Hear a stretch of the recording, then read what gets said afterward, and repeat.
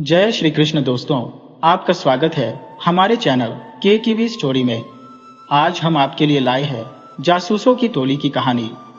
दोस्तों, कहते हैं कि गांव की जिंदगी बहुत सीधी सादी होती है, जहां हर सुबह सूरज की रोशनी के साथ खेतों में हरियाली लहराती है और हर शाम मिट्टी की महक के साथ घरों में सुकून भर जाता है। लेकिन क्या हो अगर इसी शांति के बीच एक ऐसा रहस्य जन्म ले जो हर दिल को दहला दे। एक बच्चा जो खेतों की ओर खेलने गया लेकिन फिर कभी वापस नहीं आया। एक चुप रहने वाला बूढ़ा जिसकी आंखों में छिपे थे डरावने सच। और चार छोटे बच्चे जो खेल खेल में बन गए जासूस और शुरू कर दी एक सच्चाई की खोज जो गांव की परतों को एक एक कर खोलने वाली थी। गांव का नाम था बासेपुर। चारों ओर खेत खलिहान, मिट्टी के घर और लोगों की सादी जिंदगी। ये गांव अपनी शांति और आपसी मेलजोल के लिए जाना जाता था। यहाँ कोई बड़ा अपराध कभी हुआ ही नहीं था, लेकिन उस साल की गर्मियों में कुछ ऐसा हुआ जिसने पूरे गांव की नींद उड़ा दी। 10 साल का एक लड़का चिंटू एक शाम खेतों की तरफ खेलने गया और फिर कभी वापस नहीं लौटा। उस दिन शाम को गांव के बच्चे रोज की तरह खेल रहे थे। चिंटू सबसे छोटा था मगर बहुत चंचल। वह अक्सर खेतों में दौड़ता, छिपन छिपाई खेलता और आम के पेड़ से कच्चे आम तोड़कर लाता। उसके साथ उसके दोस्त भी थे, गुड्डू, पिंकी, भोला और सरिता। सब मिलकर एक टीम जैसे थे जो दिन भर गांव के कोनों में घूमते, मस्ती करते। लेकिन उस दिन कुछ अलग था। सूरज ढलने लगा, बच्चे एक एक कर घर चले गए, लेकिन चिंटू नहीं लौटा। रात को उसकी मां गीता ने रो रो कर आसमान सिर पर उठा लिया।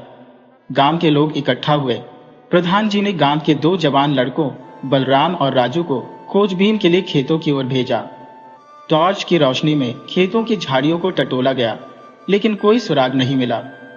दूसरे दिन सुबह होते ही सारा गांव परेशान हो उठा। बच्चे को ढूंढने के लिए टोली बनी, मुनादी कराई गई, लेकिन चिंटू का कहीं कोई नामो निशान नहीं था। तीसरे दिन गांव के बाहर वाले तालाब के पास चिंटू की एक चप्पल मिली। यह देखकर सबका दिल बैठ गया। लेकिन चौथे दिन कुछ ऐसा हुआ जिसने गांव के कुछ होशियार बच्चों को सोचने पर मजबूर कर दिया। पिंकी को अपने खाट के नीचे एक कागज का टुकड़ा मिला जिस पर लिखे थे कुछ अजीब शब्द। अगर सच जानना है तो खेत के बीच वाले पेड़ के पास खुदाई करो। पिंकी डर गई, लेकिन उसने ये बात अपने दोस्तों गुड्डू, भोला और सरिता को बताई। ये बच्चे अक्सर मिलकर कुछ नया करने की कोशिश करते थे। वो खुद को जासूसों की टोली कहते थे। हालांकि पहले तक यह सिर्फ एक खेल था, मगर अब हालात असली थे। चिंटू उनका सबसे प्यारा दोस्त था और उसकी तलाश करना अब उनका मकसद बन गया था। चारों दोस्त रात को खेतों की ओर निकले। रास्ते में वह बेहद डर रहे थे, लेकिन एक दूसरे का हाथ पकड़े आगे बढ़ते रहे। खेत के बीच जो आम का पेड़ था वही खुदाई करने की बात उस चिट्ठी में लिखी थी। पिंकी ने गांव के बाहर वाले लोहार से एक पुराना फावड़ा चुरा लाया था। चारों ने मिलकर खुदाई शुरू की। तकरीबन 1 घंटे की खुदाई के बाद उन्हें वहां एक पुराना टीन का डिब्बा मिला जिसमें एक और कागज, कुछ सिक्के और एक अजीब सी लकड़ी की गुड़िया थी। कागज पर फिर वही अजीब अक्षर थे, लेकिन इस बार नीचे एक नाम लिखा था, बब्बन। बब्बन गांव से बाहर अकेला रहने वाला अधेड़ उम्र का आदमी था। लोग कहते थे कि वह थोड़ा सनकी है, किसी से ज्यादा बोलता नहीं और रात को अक्सर उसकी झोपड़ी से अजीब आवाजें आती है।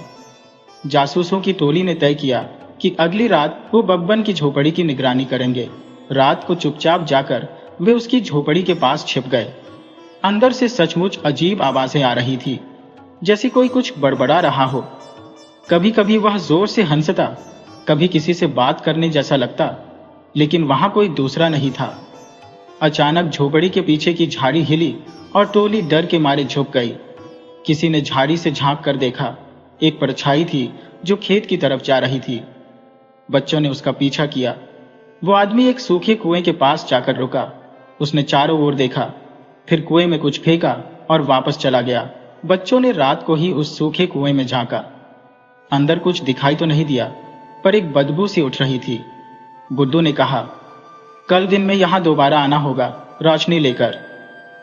अगली सुबह स्कूल का बहाना बनाकर टोली फिर कुएं के पास पहुंची।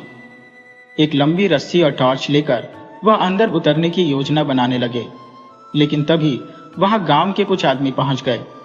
उन्हें देखकर टोली डर गई, पर उन लोगों ने बताया कि चिंटू की तलाश में वह पूरा गांव अब जंगल और कुएं तक फैला रहा है। उन्हीं में से एक बूढ़े आदमी ने कहा, इस कुएं की तली में बहुत पुराना रहस्य है। कई साल पहले भी एक बच्चा यहाँ से गायब हुआ था, मगर उसकी कोई खबर नहीं मिली। बच्चों के कान खड़े हो गए।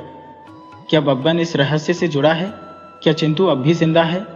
और वह अजीब अक्षरों वाली चिट्ठी कौन छोड़ रहा है? टोली अब और सतर्क हो गई थी। रात को वे फिर बब्बन की झोपड़ी के पास छिपे। इस बार उन्होंने देखा कि बब्बन किसी से बात कर रहा था, लेकिन वहां कोई और नजर नहीं आ रहा था। पिंकी ने अपनी छोटी सी कैमरा पेन से यह सब रिकॉर्ड किया। तभी अचानक अंदर से किसी बच्चे की चीख आई। ये सुनते ही चारों चौंक गए। गुड्डू बोला, ये चिंटू की आवाज है। वह भागकर प्रधान जी के पास गए, वीडियो दिखाया। गांव वाले इकट्ठा हुए और बब्बन की झोपड़ी पर धावा बोला गया। अंदर एक तहखाना निकला जिसमें चिंटू को बांध कर रखा गया था। बब्बन को पकड़ लिया गया और जब उससे पूछा गया कि वह ऐसा क्यों कर रहा था, तो उसने जो कहा उसने सबको और चौंका दिया। मुझे भी किसी ने ऐसा करने को कहा था, मैं तो सिर्फ मोहरा हूं। अब रहस्य और गहरा हो गया था। बब्बन असली गुनहगार नहीं था, उसके पीछे कोई और था। वो कौन था और क्यों करवा रहा था बच्चों को अगवा? जासूसों की टोली को अब एक नए सुराग की तलाश थी। चिंटू तो मिल गया, लेकिन खेल अब शुरू हुआ था। गांव बासेपुर में सब कुछ उलट पुलट हो गया था। चिंटू के मिलने से गांव वालों ने थोड़ी राहत की सांस जरूर ली थी, लेकिन बब्बन की गिरफ्तारी के बाद जो बातें सामने आई उसने सबको झकझोर कर रख दिया था। बब्बन ने कबूल किया था कि वह किसी के इशारे पर काम कर रहा था, लेकिन उस किसी का नाम बताने से पहले ही उसकी हालत बिगड़ गई। गांव के वैद्य को बुलाया गया, पर जब तक वो पहुंचते बब्बन बेहोश हो चुका था। लोग कहने लगे कि शायद उस पर किसी आत्मा का साया है या फिर किसी ने उसके मुंह पर ताला लगा दिया है। जासूसों की टोली गुड्डू, पिंकी, सरिता और भोला अब पहले से ज्यादा चौकन्ने हो गए थे। उन्हें एहसास हो गया था कि मामला बब्बन तक सीमित नहीं है, कहीं कोई और है जो असली साजिश रच रहा है और जिसने बब्बन को बस मोहरा बनाया। लेकिन वह कौन था और क्यों बच्चों को निशाना बना रहा था? चिंटू अब वापस घर आ गया था, लेकिन वो लगातार डरा हुआ रहता। रात को चीख कर उठ जाता और किसी बूढ़ी की परछाई की बातें करता। उसकी आंखों में डर अब भी ताजा था। पिंकी ने धीरे धीरे उससे बात की और धीरे धीरे चिंटू ने जो बताया उसने टोली को चौंका दिया। चिंटू ने कहा कि बब्बन उसे अपनी झोपड़ी के नीचे बने तहखाने में ले गया था। वहां एक दीवार पर बहुत सारी अजीब आकृतियां बनी थी, जैसे कोई तांत्रिक चित्र। एक पुरानी संदूक थी जिसमें कई काले कपड़े, लकड़ी के अजीब खिलौने और एक भारी सा लाल पत्थर रखा था। बब्बन रोज उस पत्थर को उठाता, कुछ बोलता और फिर दीवार के पास बैठकर देर तक आंखें मूंदे बैठा रहता। चिंटू ने यह भी कहा कि बब्बन कभी कभी किसी और आदमी से मिलने जाता था जो एक पीपल के पेड़ के पास आता था। उसका चेहरा उसने नहीं देखा, लेकिन उसकी आवाज बहुत भारी और डरावनी थी। वह आदमी बब्बन को कुछ चीजें देता था, कागज, राख और कुछ चुटकी भर मटमैली धूल। टोली को यकीन हो गया कि बब्बन सिर्फ जरिया था, असली गुनहगार अब भी खुले में घूम रहा है। वे फिर से योजना बनाने लगे। इस बार उन्होंने तहखाने की जांच करने का सोचा। रात को वे चुपचाप बब्बन की झोपड़ी में घुसे। तहखाना अब भी वैसा ही था, अंधेरा, सड़ी गली सी गंध और वही अजीब चित्र। संदूक अब खाली थी, लेकिन दीवार पर एक नया चिन्ह बना हुआ था, 3 उल्टे त्रिकोण और बीच में एक आंख। पिंकी ने वह चिन्ह अपनी डायरी में बना लिया। लौटते वक्त रास्ते में भोला को एक पुराना लिफाफा मिला जो शायद तहखाने के कोने से गिरा था। उसमें एक कागज था जिसमें लिखा था, 3 बार चंद्रमा के नीचे मिलने आना होगा, वरना बलिदान अधूरा रहेगा। टोली को समझ नहीं आ रहा था कि यह किसके लिए था, पर यह साफ था कि कोई तांत्रिक क्रिया चल रही है। अब उन्हें उस आदमी को खोजना था जो बब्बन से मिल रहा था। उन्होंने गांव के उस पुराने पीपल के पेड़ पर नजर रखनी शुरू कर दी जहां चिंटू के मुताबिक बब्बन जाया करता था। 3 रातें बीती, कुछ नहीं हुआ, लेकिन चौथी रात अमावस्या थी। काले बादलों से ढका आकाश, सन्नाटा और रह रहकर उठती सियारों की आवाज। टोली अपने छिपने के स्थान पर तैयार थी। तभी आधी रात को एक परछाई उस पीपल की ओर बढ़ी। लंबा कद, सिर पर साफा और हाथ में एक झोला। वो आदमी पेड़ के नीचे बैठा और जमीन पर कुछ चूर्ण छिड़का। फिर उसने एक दिया जलाया और बड़बड़ाने लगा। बच्चे दूर से देख रहे थे, पर सरिता का पैर अचानक एक सूखी टहनी पर पड़ गया और वह चटक गई। आदमी चौकन्ना हो गया। उसने तुरंत दिया बुझाया, झोला उठाया और जंगल की ओर भागा। टोली भी उसके पीछे दौड़ी, लेकिन जंगल में जाकर वह आदमी ऐसे गायब हो गया जैसे कभी था ही नहीं। वहां बस एक चीज मिली, एक लकड़ी की पगड़ी जिसमें एक चिट्ठी छिपी थी। उस चिट्ठी में लिखा था, अगर तुमने अगली बार रोकने की कोशिश की तो अगला बच्चा जिंदा नहीं मिलेगा। अब मामला गंभीर हो गया था। टोली ने तय किया कि वे इस बार गांव के समझदार बुजुर्गों की मदद लेंगे, पर पूरी कहानी नहीं बताएंगे। बस इतना कहेंगे कि कुछ गड़बड़ है और बब्बन अकेला दोषी नहीं। दूसरे दिन वे पहुंचे गांव के सबसे पुराने आदमी बाबा हरिदास के पास। बाबा बहुत कम बोलते थे, पर जब बोले तो टोली की रीढ़ तक सिहर गई। उन्होंने कहा, गांव की धरती पर सालों पहले ही एक काला साया उतरा था, जिसे एक तांत्रिक ने रोक रखा था। वह साया अब फिर से जाग रहा है और उसका मकसद बच्चों की मासूम आत्माओं को पकड़ना है। टोली को अब सब कुछ आपस में जुड़ता दिखने लगा। अब उन्हें सिर्फ जासूसी नहीं करनी थी, बल्कि गांव की रक्षा भी करनी थी। लेकिन यह आसान नहीं था। अगली अमावस्या तक उनके पास वक्त कम था और दुश्मन कौन है, यह अब भी एक रहस्य बना हुआ था। रात को सरिता को सपना आया, एक कुएं में गिरा बच्चा मदद के लिए चिल्ला रहा है। उसका चेहरा साफ नहीं था, लेकिन उसकी आंखों में वही डर था जो चिंटू की आंखों में था। क्या यह सपना था या कोई चेतावनी? अगली सुबह गांव में खबर फैली कि एक और बच्चा नंदू स्कूल नहीं पहुंचा। उसकी मां ने बताया कि वह जल्दी तैयार होकर निकला था, लेकिन स्कूल पहुंचा ही नहीं। पूरे गांव में फिर हड़कंप मच गया। अब सबकी निगाहें जासूसों की टोली पर थी। क्या वे इस बार नंदू को बचा पाएंगे? क्या वह रहस्यमय आदमी फिर से आएगा? और सबसे बड़ा सवाल, कहीं यह सब गांव की किसी पुरानी रूह से तो नहीं जुड़ा है? कहानी अब और भी गहरी हो गई थी और जासूसों की टोली को अब डर को हराकर गांव को बचाना था। नंदू के गायब होने की खबर जंगल में आग की तरह फैल गई। गांव वाले अब डर से कांपने लगे थे। 2 बच्चों के गायब होने की घटनाओं के बाद अब तीसरी बार ऐसा हुआ था, और हर बार कोई गहराई से जुड़ी रहस्यमयी बात सामने आ रही थी। लोग अब इसे सामान्य घटना नहीं मान रहे थे। गांव की औरतें तुलसी के आगे दिया जलाकर मन्नतें मानने लगी, और कुछ तो अपने बच्चों को घर से बाहर भेजने तक से डरने लगे। गुड्डू, पिंकी, भोला और सरिता की टोली अब पूरी तरह सक्रिय हो चुकी थी। वे जान गए थे कि कुछ बहुत बड़ा और खतरनाक उनके गांव पर मंडरा रहा है। नंदू के गायब होने के बाद उनका पहला कदम था उस रास्ते की तलाश करना जिससे होकर नंदू स्कूल जाता था। वे सुबह सुबह उसी रास्ते पर निकले। रास्ते में उन्हें एक टूटा हुआ स्लेट का टुकड़ा मिला और पास में मिट्टी में कुछ अजीब से घिसटने के निशान। भोला झुककर निशान देखने लगा और वह निशान जंगल की ओर मुड़ते जा रहे थे। टोली ने बिना वक्त गवाए उसी दिशा में चलना शुरू कर दिया।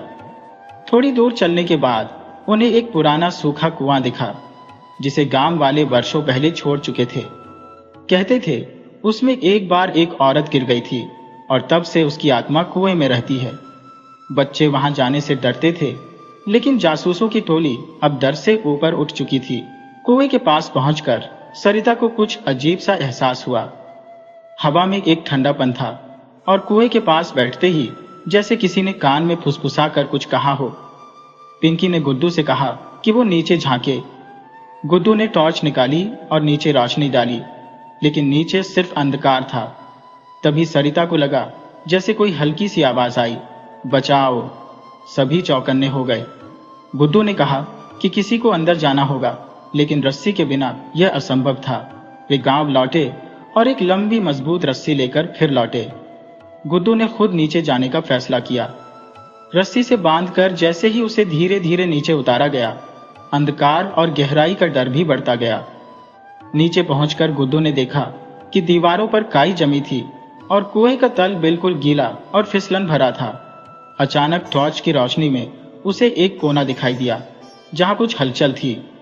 गुड्डू धीरे धीरे उस तरफ बढ़ा और वहां एक छोटी सी सुरंग जैसी जगह में लेटा हुआ नंदू था।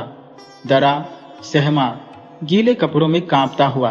गुड्डू ने जैसे ही उसका हाथ पकड़ा, नंदू फूट फूट कर रोने लगा। ऊपर से रस्सी नीचे भेजी गई और किसी तरह नंदू को बाहर निकाला गया। फिर गुड्डू भी ऊपर आया। गांव वाले इकट्ठा हो गए थे। नंदू को बचा लिया गया था, लेकिन अब सबसे बड़ा सवाल यह था कि वह कुएं में कैसे पहुंचा। पूछने पर नंदू ने जो बताया उसने सबको दहला दिया। उसने कहा कि जब वह स्कूल जा रहा था, रास्ते में एक बुजुर्ग आदमी ने उसे आवाज दी। लंबा कद, सफेद दाढ़ी और लाल चादर ओढ़े हुए।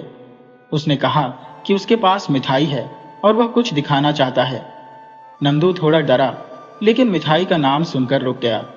उसके बाद वह आदमी उसे लेकर जंगल की तरफ आया और फिर उसने नंदू के सिर पर हाथ फेरा। इसके बाद नंदू को कुछ याद नहीं। जब होश आया तो वह कुएं में पड़ा था। अब सबके मन में एक चेहरा बनने लगा, एक रहस्यमयी बाबा, जो शायद गांव के भीतर छुपा है या बाहर से आता है।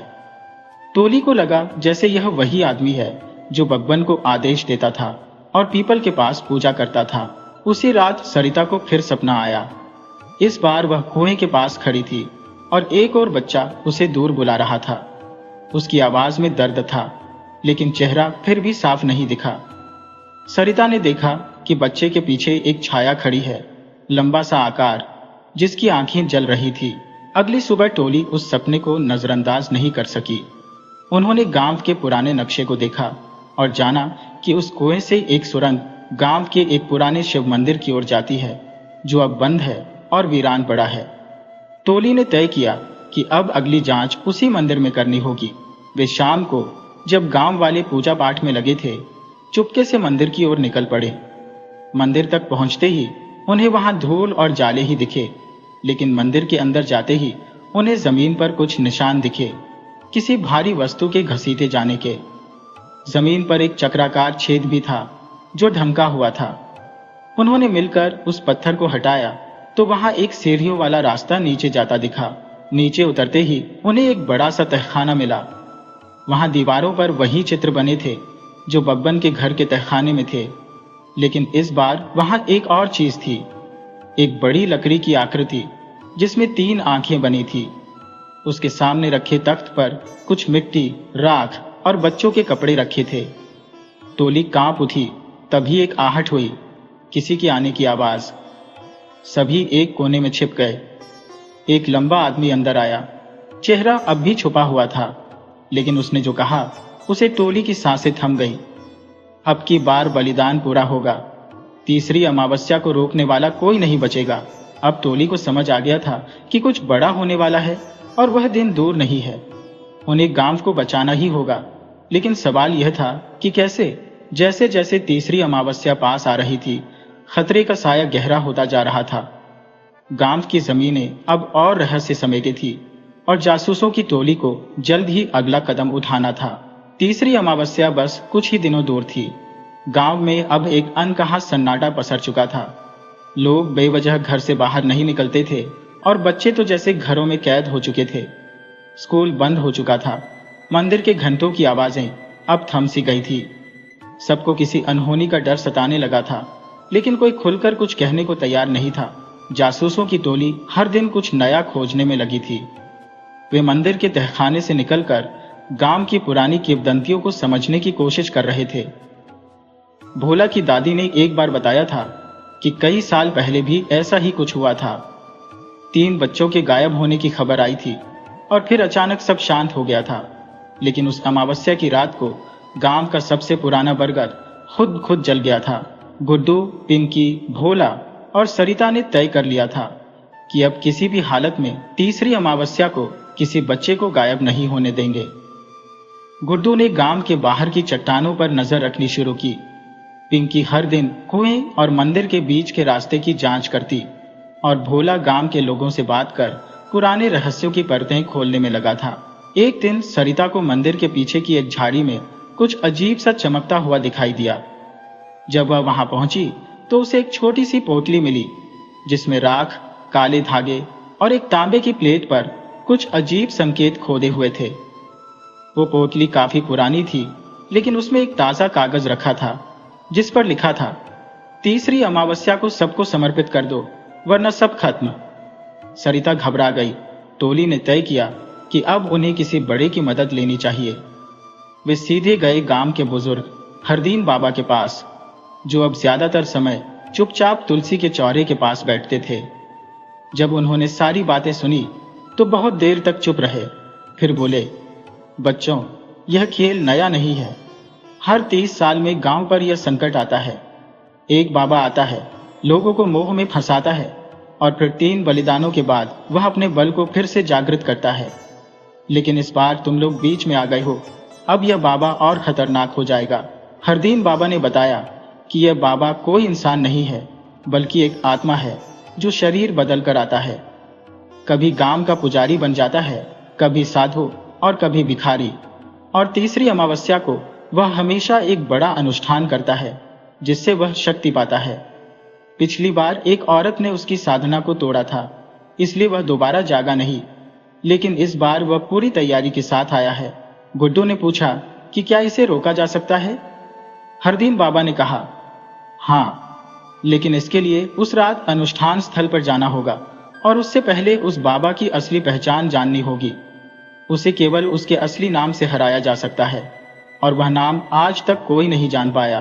टोली अब फिर से मंदिर के तहखाने में गई। वहां इस बार उन्होंने दीवारों पर बनी आकृतियों को ध्यान से देखा। कुछ चित्रों में एक चेहरा बार बार दिखाई दे रहा था, 3 आंखों वाला, लहराते बाल और एक त्रिशूल जैसा चिन्ह। तभी सरिता की नजर एक कोने में उकेरे एक छोटे शिलालेख पर गई, जिस पर लिखा था, जिस दिन 3 आंखों वाला बोलेगा वही उसकी हार का दिन होगा। अब सबको समझ आ गया कि उन्हें उस बाबा से बात करवानी होगी, उसका नाम खुद उसकी जुबान से निकलवाना होगा। लेकिन यह करना बहुत खतरनाक था। अमावस्या से एक रात पहले टोली ने मंदिर के चारों ओर गोले में नमक, हनुमान चालीसा और नींबू मिर्च बांध दिए। गांव वालों को किसी बहाने से पंचायत भवन में इकट्ठा किया गया ताकि कोई बच्चा अकेला ना हो। रात गहराती गई और तभी मंदिर से तेज रोशनी और मंदराते स्वर सुनाई देने लगे। टोली एक खिड़की से झांक रही थी। वह बाबा लाल चोला पहने, आंखें बंद किए, कुछ अजीब भाषा में बोल रहा था। उसके चारों ओर 4 मुट्ठियों में राख और एक लकड़ी की घोड़ियां रखी थी। सरिता ने साहस कर भीतर कदम रखा। बाबा ने जैसे ही आंखें खोली, उसकी आंखों में आग थी। वह चिल्लाया, कौन हो तुम, मेरी साधना के बीच में आने वाले? सरिता बोली, हम वो हैं जो तुम्हारा नाम जानने आए हैं।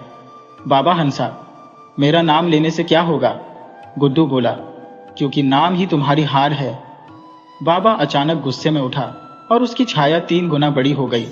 उसने कहा, मैं हूं त्रिनेत्रनाथ, मैं वही हूं जिसने कई युगों से इस गांव को चलाया है। कोई नहीं रोक सकता मुझे।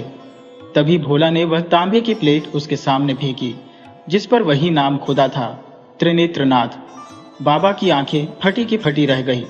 तभी पूरे मंदिर में तेज तूफानी हवा चली, दीवारें कांपने लगी और बाबा की देह से धुआं निकलने लगा। वो चिल्लाया, तुम लोगों ने मेरी पहचान उजागर कर दी, मैं फिर आऊंगा। और एक तेज विस्फोट के साथ वो गायब हो गया। मंदिर शांत हो गया। टोली को ऐसा लगा जैसे उनकी सांसें अब वापस आई हो। अगले दिन अमावस्या थी, लेकिन सब कुछ सामान्य था। गांव में कोई नहीं गायब हुआ, कोई अजीब घटना नहीं घटी। गांव वाले अब भी नहीं जानते थे कि उन्हें बचाने वाले बच्चे थे, जासूसों की टोली। लेकिन क्या यह अंत था या बाबा फिर किसी और रूप में लौटेगा? गांव में सब कुछ अब सामान्य दिख रहा था, लेकिन जासूसों की टोली जानती थी कि यह शांति असली नहीं है। त्रिनेत्रनाथ बाबा के विस्फोट के बाद गांव वालों को लगा कि अब संकट टल गया है। लोग फिर से अपने कामकाज में लग गए। बच्चों की किलकारियां फिर से सुनाई देने लगी।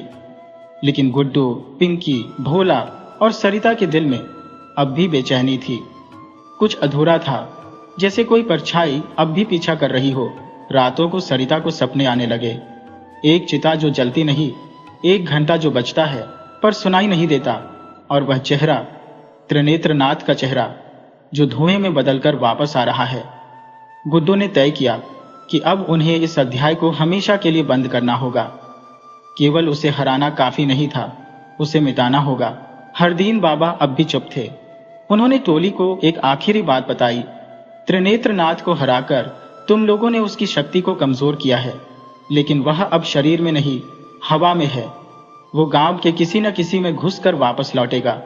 उसके चिन्ह को पहचानो। 3 बार आंखें झपकाना, किसी की परछाई ना होना और सांप के फुफकार जैसी सांसें। अब टोली को एक नया खेल खेलना था। गांव के हर आदमी को ध्यान से देखना, किसी पर शक होने पर उसका पीछा करना और उस आत्मा को पकड़ना जिसने अब नया शरीर लिया है।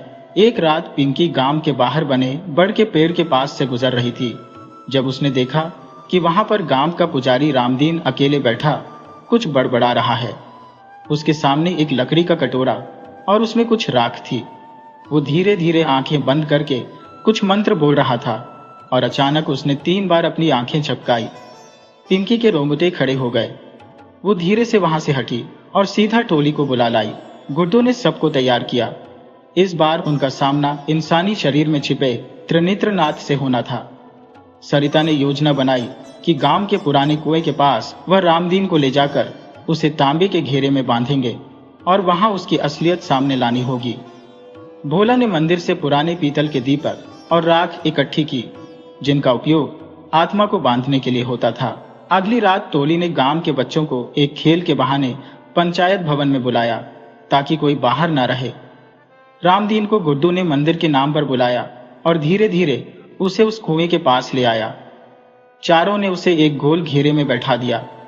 जैसे ही दीपक जलाए गए और राख हवा में बिखरी, रामदीन की आंखें लाल हो गई।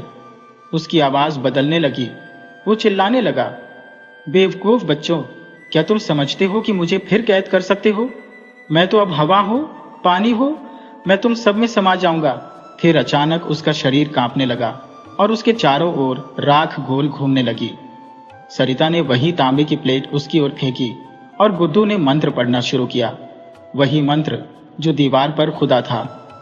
त्रिनेत्रनाथ अब पूरी तरह प्रकट हो चुका था। उसका चेहरा अब रामदीन का नहीं था।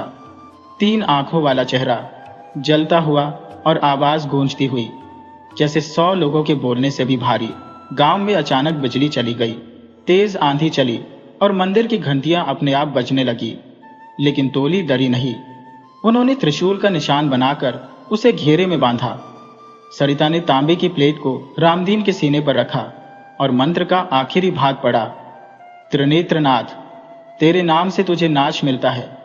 तू जहां से आया था वहीं लौट जा। धूल, राख और अंधकार में एक धमाके के साथ रोशनी फैली और रामदीन का शरीर जमीन पर गिर गया। वो बेहोश था। हवा शांत हो गई, मंदिर की घंटियां रुक गई और दीपक अपने आप बुझ गए। कुछ पल के लिए ऐसा लगा जैसे समय रुक गया हो। फिर धीरे धीरे सुबह की पहली किरण ने गांव पर दस्तक दी। गांव का आसमान साफ था, पक्षी चहचहा रहे थे और बच्चों की हंसी फिर से हवाओं में गूंजने लगी। रामदीन को होश आया, लेकिन उसे कुछ याद नहीं था, जैसे कोई सपना देखा हो। हरदीन बाबा ने कहा, अब त्रिनेत्रनाथ गया है हमेशा के लिए। इस बार उसका नाम उसके अंत का कारण बना। गांव को नहीं पता था कि यह सब करने वाले वही 4 बच्चे थे जिन्हें वह बस शरारती या खेलने वाले समझते थे। लेकिन उनकी यह टोली अब गांव की रक्षक बन गई थी, जासूसों की टोली। और उन्होंने वादा किया कि अगर कभी गांव पर फिर कोई साया मंडराया तो वे फिर से तैयार रहेंगे। लेकिन जैसे ही टोली हंसी मजाक में पंचायत भवन की ओर बढ़ी, एक पीपल के पत्ते पर एक धुआं उड़ता दिखा और उसके साथ एक धीमी सी फुफकार गूंजती थी। क्या त्रिनेत्रनाथ सच में खत्म हुआ था या फिर वह बस अगली अमावस्या का इंतजार कर रहा था?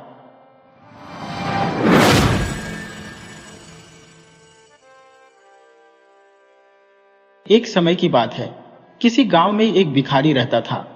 खाने की तलाश में वह हर दिन जंगल पार करके किसी न किसी के घर भिक्षा मांगने जाता था। आज भी भिक्षा लेकर अपने घर की ओर लौटते समय वह बहुत ही खुश था। भिखारी ने बहुत ही पुराने कपड़े और जूते पहने हुए थे, लेकिन फिर भी वह खुशी से गुनगुनाते हुए जंगल के रास्ते से अपने घर लौट रहा था।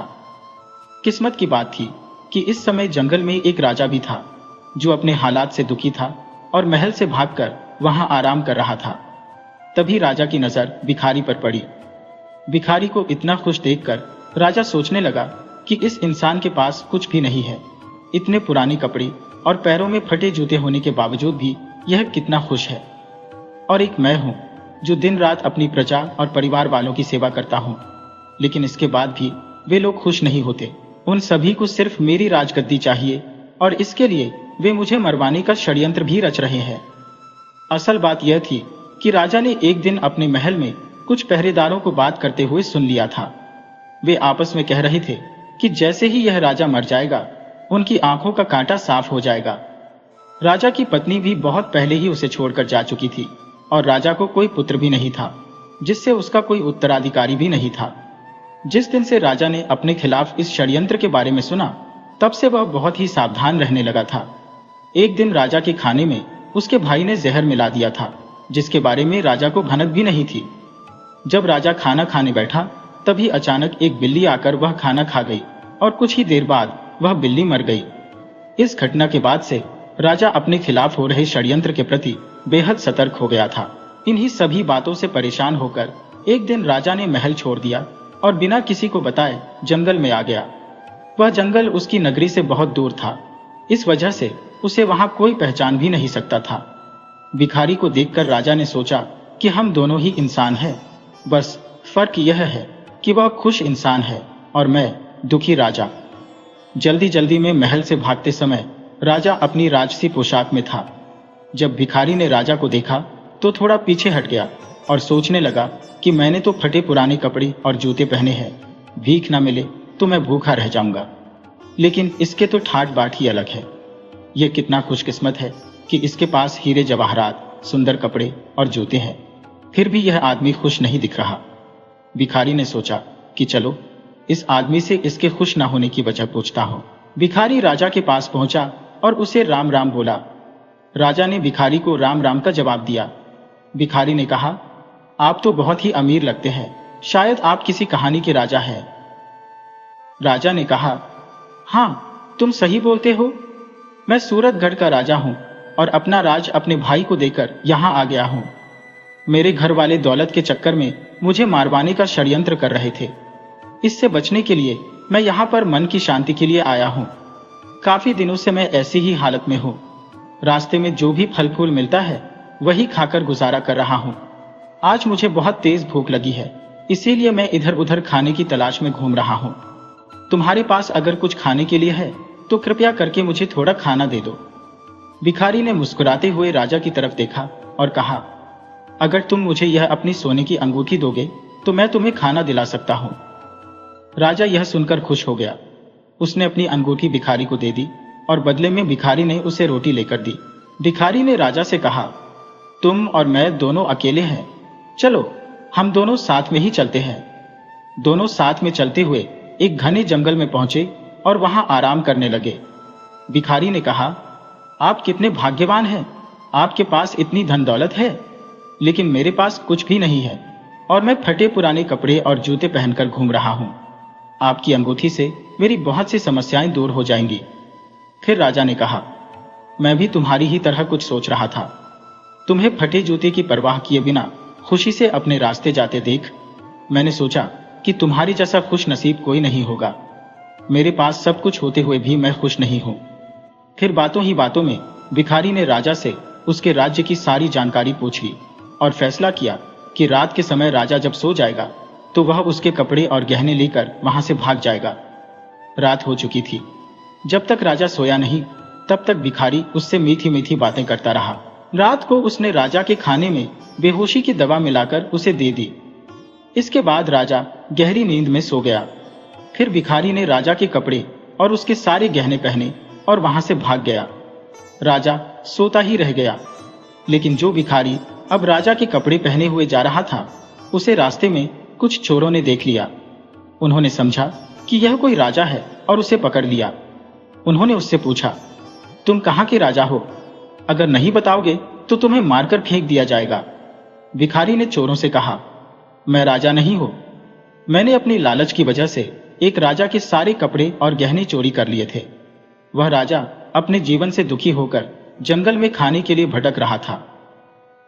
लेकिन चोरों ने उसकी बात का विश्वास नहीं किया और बोले, तुम नाटक कर रहे हो।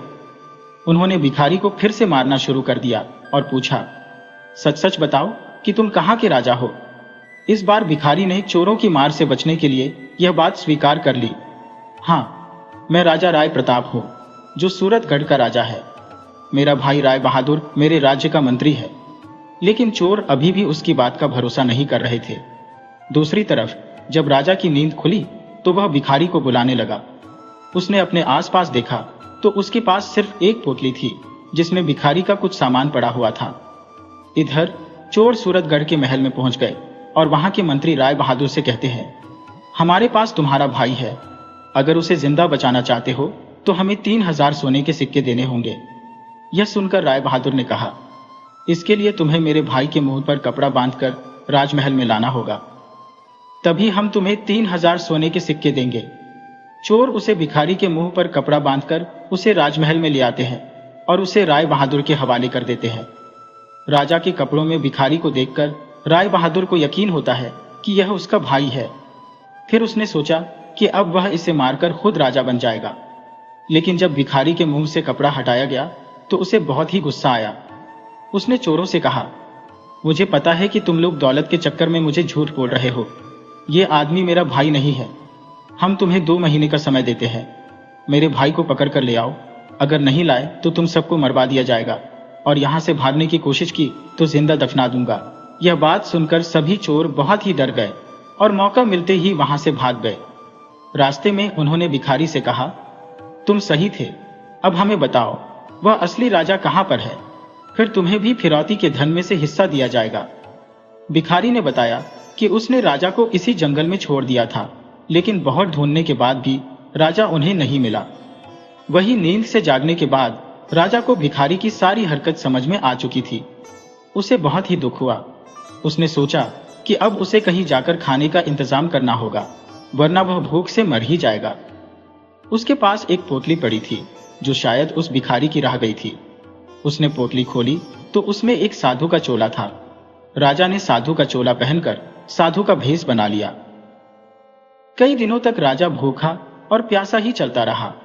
जो भी सूखे फल उसे मिलते वह खा लेता। साधु का भेष बनाए हुए राजा जंगल से निकलकर एक छोटे से गांव में जा पहुंचा।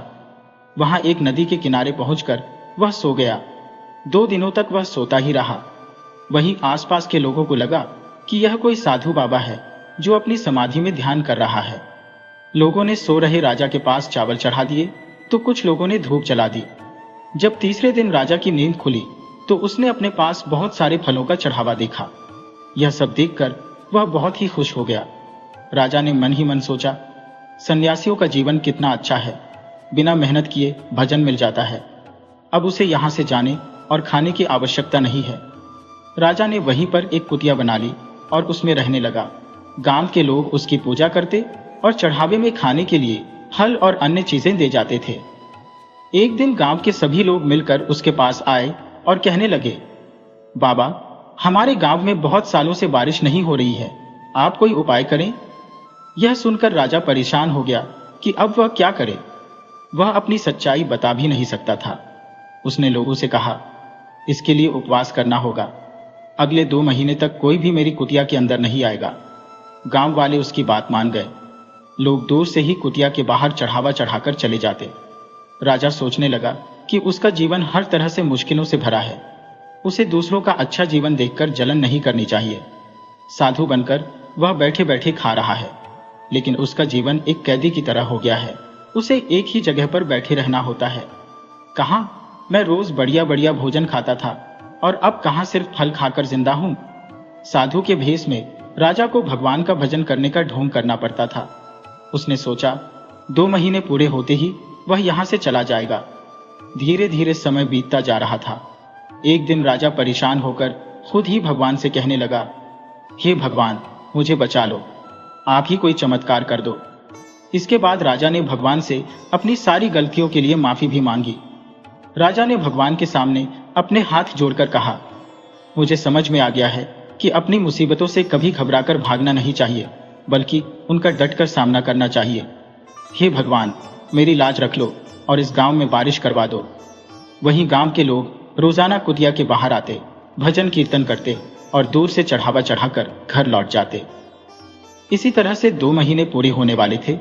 तभी एक दिन गांव के लोग दौड़े दौड़े राजा के पास आए और कहने लगे, बाबा, आप तो महान हैं, आपके कारण गांव में बारिश हो चुकी है।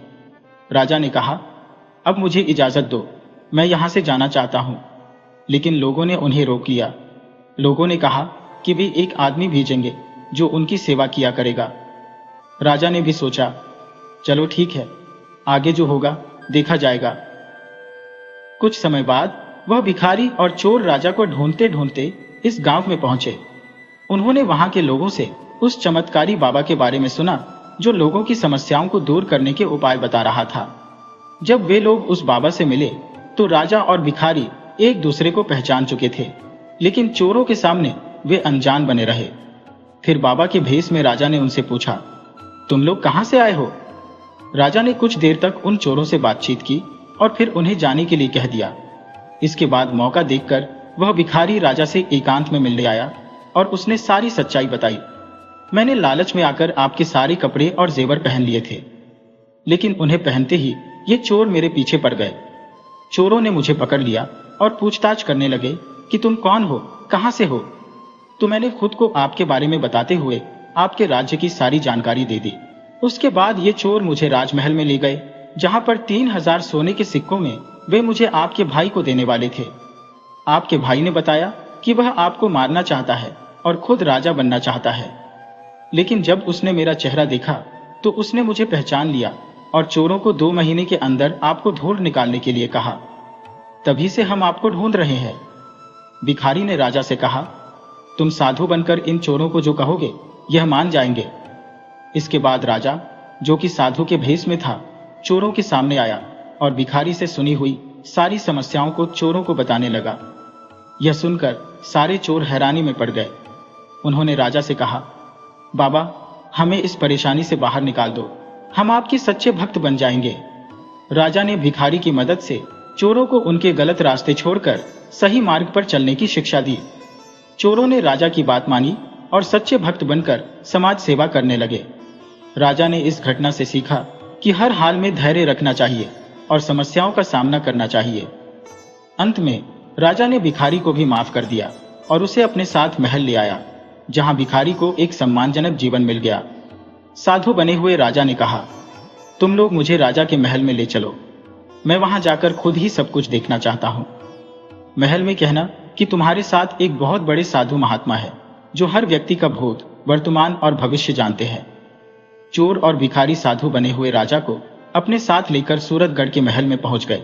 चोरों ने राजा के मंत्री भाई से कहा, हमारे साथ बहुत बड़े महात्मा आए हैं जो आपको आपके भाई राजा राय प्रताप से मिला सकते हैं। राजा अपने भाई को बहुत ही प्यार करता था, लेकिन अब उसे पता चल गया था कि उसका भाई उसके खून का प्यासा है। महल में साधु के रूप में आए राजा की खूब सेवा की गई। फिर उसका भाई उनके पास बैठकर बोला, बाबा, कृपया मुझे मेरे भाई से मिला दीजिए। आज मैं इस राज्य का राजा बनने जा रहा हूं। मेरा भाई बिना कुछ बताए कहीं चला गया है। साधु बने राजा ने अपने राजसी कपड़े पहने और राज दरबार में आ गया। यह देखकर पूरी प्रजा हैरान थी। सभी लोग राजा को वापस आया देखकर उसकी जय जयकार करने लगे। लोगों ने राजा से पूछा, आप इतने दिनों तक कहां पर थे? वहीं राजा का भाई यह सब देखकर हैरान था। वह लोगों से कहने लगा, यह मेरा राजा भाई नहीं है, बल्कि यह तो एक साधु है जिसने मुझे अपने भाई से मिलवाने का वादा किया था। राजा ने भी सभी लोगों को समझाते हुए कहा, मैं थोड़ी देर में अपने असली रूप में आऊंगा। इसके बाद सभी लोग राजा के भाई का राज्याभिषेक करने लगे। राज्याभिषेक के बाद जैसे ही राजा का भाई राजा की गाड़ी पर बैठने लगा, वैसे ही साधु बने हुए राजा ने कहा, मैं खुद अपने भाई को राजा बनाना चाहता था, लेकिन एक दिन मैंने महल के लोगों को मेरे खिलाफ साजिश करते हुए सुना। मुझे कभी भी यह पता नहीं चल सका कि इन सब के पीछे मेरे ही अपने भाई का हाथ है। अगर मेरा भाई मुझे अपने आप राजा बनने की बात कहता तो मैं खुशी खुशी उसे राजा बना देता, लेकिन इसने मुझे जहर देकर मारने का प्रयास किया, परंतु भगवान की कृपा से मेरा कुछ नहीं बिगड़ा। यह सुनकर राजा का भाई राय बहादुर बोलने लगा, यह साधु कुछ भी अनाप शनाप बोले जा रहा है, यह हमें ठगने का प्रयास कर रहा है। उसने राजा को धमकी देते हुए कहा, तुम यहां से दफा हो जाओ, वरना तुम्हें धक्के मारकर महल से बाहर निकाल दिया जाएगा। राजा का एक वफादार सेवक था जो राजा की बातें सुनकर रोते हुए बोला, हाँ, मैंने आपको पहचान लिया। आप ही हमारे असली राजा हैं। मुझे क्षमा कर दें, मैंने ही आपके खाने में जहर मिलाया था। इसके बदले में मुझे आपके भाई ने 1000 सोने के सिक्के देने का वादा किया था। आप मुझे माफ कर दो, मैं आपका असली गुनहगार हूँ। इसके लिए आप मुझे जो भी सजा देंगे मैं तैयार हूँ। अब राजा के जीवन की सारी सच्चाई पूरी प्रजा को पता चल चुकी थी।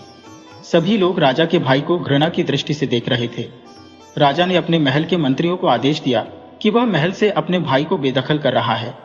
उसे आज ही 1 साल के लिए यह राज्य छोड़कर जाना होगा। जब उसे अपनी गलती का एहसास हो जाएगा, तब वह महल में वापस आकर मेरे साथ काम करने का अधिकारी बन सकेगा। एक बार फिर से राजा राय प्रताप को अपने राज्य की राजगद्दी मिल गई। वह फिर से अपनी प्रजा की सेवा करने में लग गया। राजा ने भिखारी को अपने महल का मंत्री बना लिया और चोरों को महल में माली का काम करने के लिए दे दिया। 1 साल बीतने के बाद राजा का भाई भी महल में वापस आ गया। उसे अपनी गलती का एहसास हो गया था। महल वापस आकर उसने अपने भाई से माफी मांगी और पूरे कर्तव्य से अपना काम करने का वचन दिया। राजा ने फिर से उसे महल में उसका स्थान दे दिया। इसके बाद राजा पूरी ईमानदारी और सत्यनिष्ठा से अपना राजपाट चलाने लगा।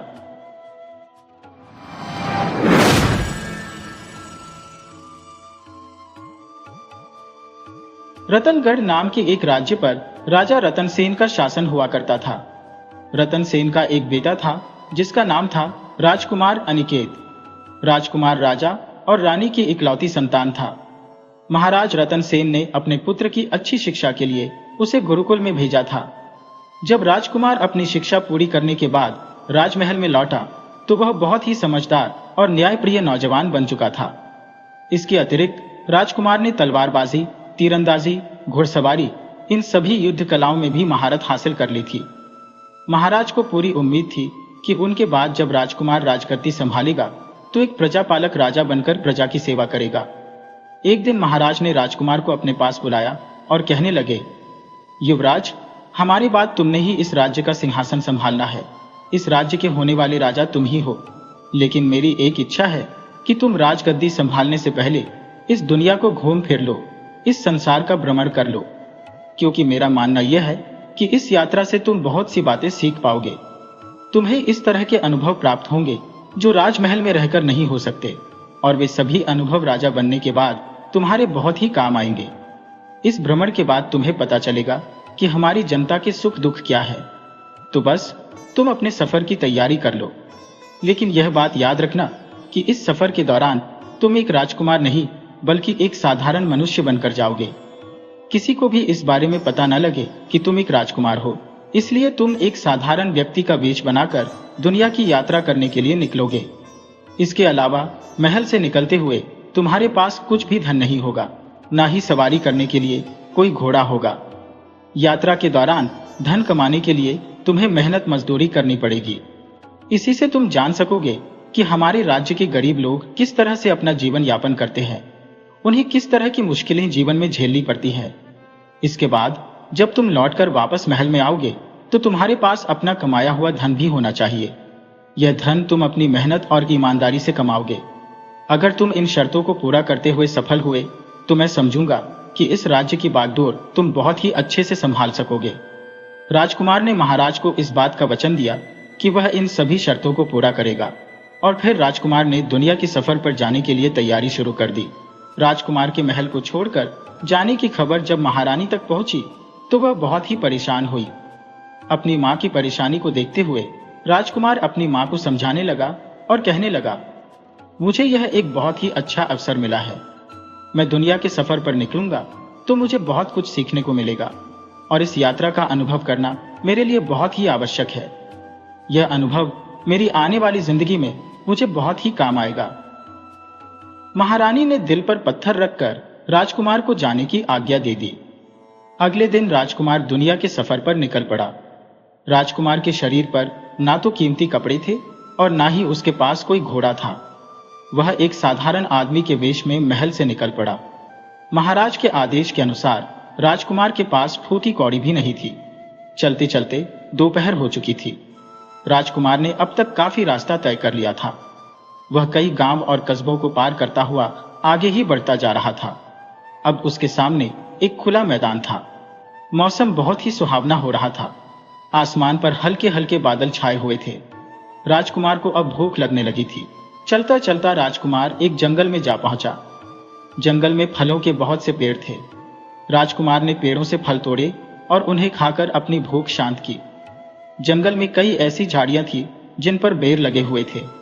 उनमें से कुछ बेर तोड़कर राजकुमार ने अपनी जेब में रख लिए, यह सोचकर कि कहीं उसे दोबारा भूख लगेगी तो यह बेर खाकर अपनी भूख शांत कर लेगा। नजदीक ही एक नदी बह रही थी। राजकुमार ने नदी से पानी पिया और फिर वापस अपने सफर पर आगे बढ़ने लगा। राजकुमार सोच रहा था कि वह किसी गांव तक पहुंच जाए। उसके बाद वह आगे विचार करेगा कि उसे क्या करना है। ईश्वर का नाम लेकर वह आगे की तरफ बढ़ने लगा। उसे चलते चलते काफी देर हो चुकी थी। राजकुमार को अब थकावट भी महसूस होने लगी थी, लेकिन फिर भी वह बिना रुके चलता ही जा रहा था। कुछ देर के बाद उसे नजदीक ही कुछ घर दिखाई देने लगे। उसकी नजरों के सामने छोटे छोटे घर नजर आ रहे थे। राजकुमार खुश हुआ और वह तेज गति से उस ओर बढ़ने लगा। गांव तक पहुंचने में राजकुमार को ज्यादा देर नहीं लगी। जैसे ही वह गांव में दाखिल हुआ, एक आदमी उसकी तरफ आया और कहने लगा, भाई, तुम कोई अनजान आदमी मालूम होते हो। तुम्हें यहां पर पहले कभी भी नहीं देखा। क्या तुम किसी काम की तलाश में हो? राजकुमार कहने लगा, जी श्रीमान, आपने बिल्कुल ठीक कहा। मैं कोई काम करना चाहता हूं ताकि मैं कुछ धन कमाकर अपने आगे के सफर पर बढ़ सकूं। राजकुमार की बात सुनकर वह आदमी बहुत ही खुश हुआ। वह राजकुमार को अपने घर पर ले आया। उस आदमी के घर में उसकी पत्नी, एक बेटा और बेटी थी। उसे देखकर आदमी का परिवार भी बहुत ही खुश हुआ। जंगल पार करते समय राजकुमार ने जो बेर अपने पास रख लिए थे, वो बेर उसने बच्चों को दे दिए। बेर पाकर दोनों बच्चे बहुत ही खुश हुए। थोड़ी ही देर में उस आदमी की पत्नी ने खाना तैयार कर लिया। दोनों को खाना परोसा गया और खाना खाने के बाद वह आदमी राजकुमार से कहने लगा, मेरा नाम भजन लाल है। मैंने कुछ दिन पहले ही गांव में एक बहुत बड़ा जमीन का टुकड़ा खरीदा है।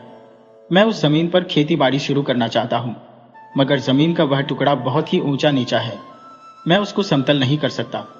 इस काम को तुम करोगे और जब वह जमीन समतल हो जाएगी और उसमें बीज बो दिए जाएंगे, तब तुम्हारी छुट्टी हो जाएगी। तुम्हारी इस मेहनत के बदले मैं तुम्हें इतना धन अवश्य दूंगा कि तुम अपने आगे की यात्रा कर सकोगे। राजकुमार ने इस काम को करने की हामी भर दी। अगले दिन राजकुमार भजनलाल के साथ उसकी जमीन पर जा पहुंचा। जमीन का वह टुकड़ा सचमुच ही बहुत ऊंचा नीचा था। राजकुमार ने अपनी कुदाल संभाली और काम शुरू कर दिया। भजनलाल को कोई दूसरा काम याद आ गया, इसलिए वह अपने घर वापस चला गया। जमीन की खुदाई के दौरान राजकुमार की कुदाल किसी धातु की वस्तु से टकराई और एक टन की आवाज हुई। राजकुमार ने वहां की मिट्टी अपने हाथों से हटाई। उसे एक पीतल की हांडी नजर आई। जब राजकुमार ने हांडी बाहर निकाली तो देखा उसमें चमचमाती हुई अशर्फियां मौजूद थी। इन अशर्फियों को देखकर वह बहुत हैरान हुआ। राजकुमार ने हांडी को फिर से मिट्टी में ढक दिया और वापस अपने काम में जुट गया। दोपहर होते होते उसने सारी जमीन को समतल कर दिया था। साथ ही उसने बीज बोने के लिए खेत में क्यारियां भी बना दी थी। यह काम बहुत कठिन था, लेकिन राजकुमार पूरी मेहनत के साथ लगा रहा। अब राजकुमार को कुछ थकावट भी महसूस होने लगी थी, इसलिए आराम करने के लिए वह एक पेड़ के नीचे बैठ गया। भजनलाल को गए हुए काफी देर हो चुकी थी। जब वह अपने घर से वापस लौटा, तब तक राजकुमार अपना काम खत्म कर चुका था। खेत की जमीन बिल्कुल समतल हो चुकी थी। भजनलाल ने राजकुमार के काम की बहुत तारीफ की। भजनलाल अपने साथ खाना भी लेकर आया था और फिर दोनों ने एक साथ बैठकर खाना खाया। राजकुमार ने अभी तक भजनलाल को अशर्फियों की हांडी के बारे में कुछ नहीं बताया था। दूसरे दिन जब बीज बोने की बारी आई तो राजकुमार ने भजनलाल को वह हांडी दिखाई। यह देखकर भजनलाल बहुत खुश हुआ और कहने लगा, तुम तो बहुत ईमानदार आदमी हो। अगर तुम चाहते तो इस हांडी को चुपके से निकालकर यहां से जा सकते थे। मैं तुम्हारी ईमानदारी से बहुत खुश हूं। इस हांडी में जितनी भी अशर्फियां है, मैं उनमें से आधी अशर्फियां तुम्हें दे दूंगा। लेकिन राजकुमार कहने लगा, श्रीमान, यह हांडी आपके खेत से निकली है, इसलिए यह आपकी ही संपत्ति है। मेरा इस पर कोई अधिकार नहीं है।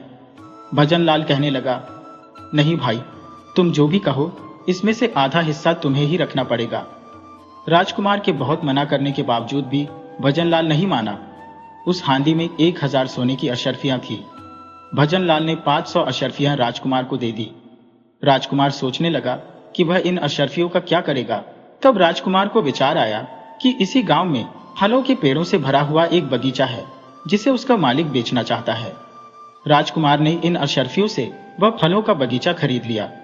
गांव में कई लोग ऐसे थे जो अपना जीवन यापन करने के लिए मजदूरी करते थे। राजकुमार ने गांव के कुछ ऐसे ही आदमियों को उस बगीचे की देखभाल करने के लिए रख लिया। इन आदमियों की जिम्मेदारी यह थी कि वे लोग पेड़ों में पानी देते, उनमें खाद डालते और फलों को तोड़कर सुरक्षित रखते। राजकुमार को उस गांव में रहते हुए काफी अरसा बीत चुका था। इस दौरान वह अपने बगीचे की देखभाल भी करता रहा और साथ ही साथ भजनलाल के खेतों की भी देखभाल करता रहा। एक दिन वह भजनलाल से कहने लगा, श्रीमान, अब मुझे अपने सफर पर आगे बढ़ना चाहिए। आपकी बहुत मेहरबानी होगी अगर आप मेरे जाने के बाद मेरे फलों के बाग की निगरानी करें। भजनलाल इस काम के लिए तैयार हो गया। राजकुमार फिर से अपनी यात्रा पर आगे बढ़ने लगा। राजकुमार के पास अब धन की कोई कमी नहीं थी। भजनलाल ने चलते समय उसे अशर्फियों की एक थैली भी दी जो खेतों में काम करने की मजदूरी थी। अब राजकुमार ने एक बहुत अच्छी नस्ल का घोड़ा भी खरीद लिया। इस वजह से अब सफर तय करने में उसे आसानी हो गई थी।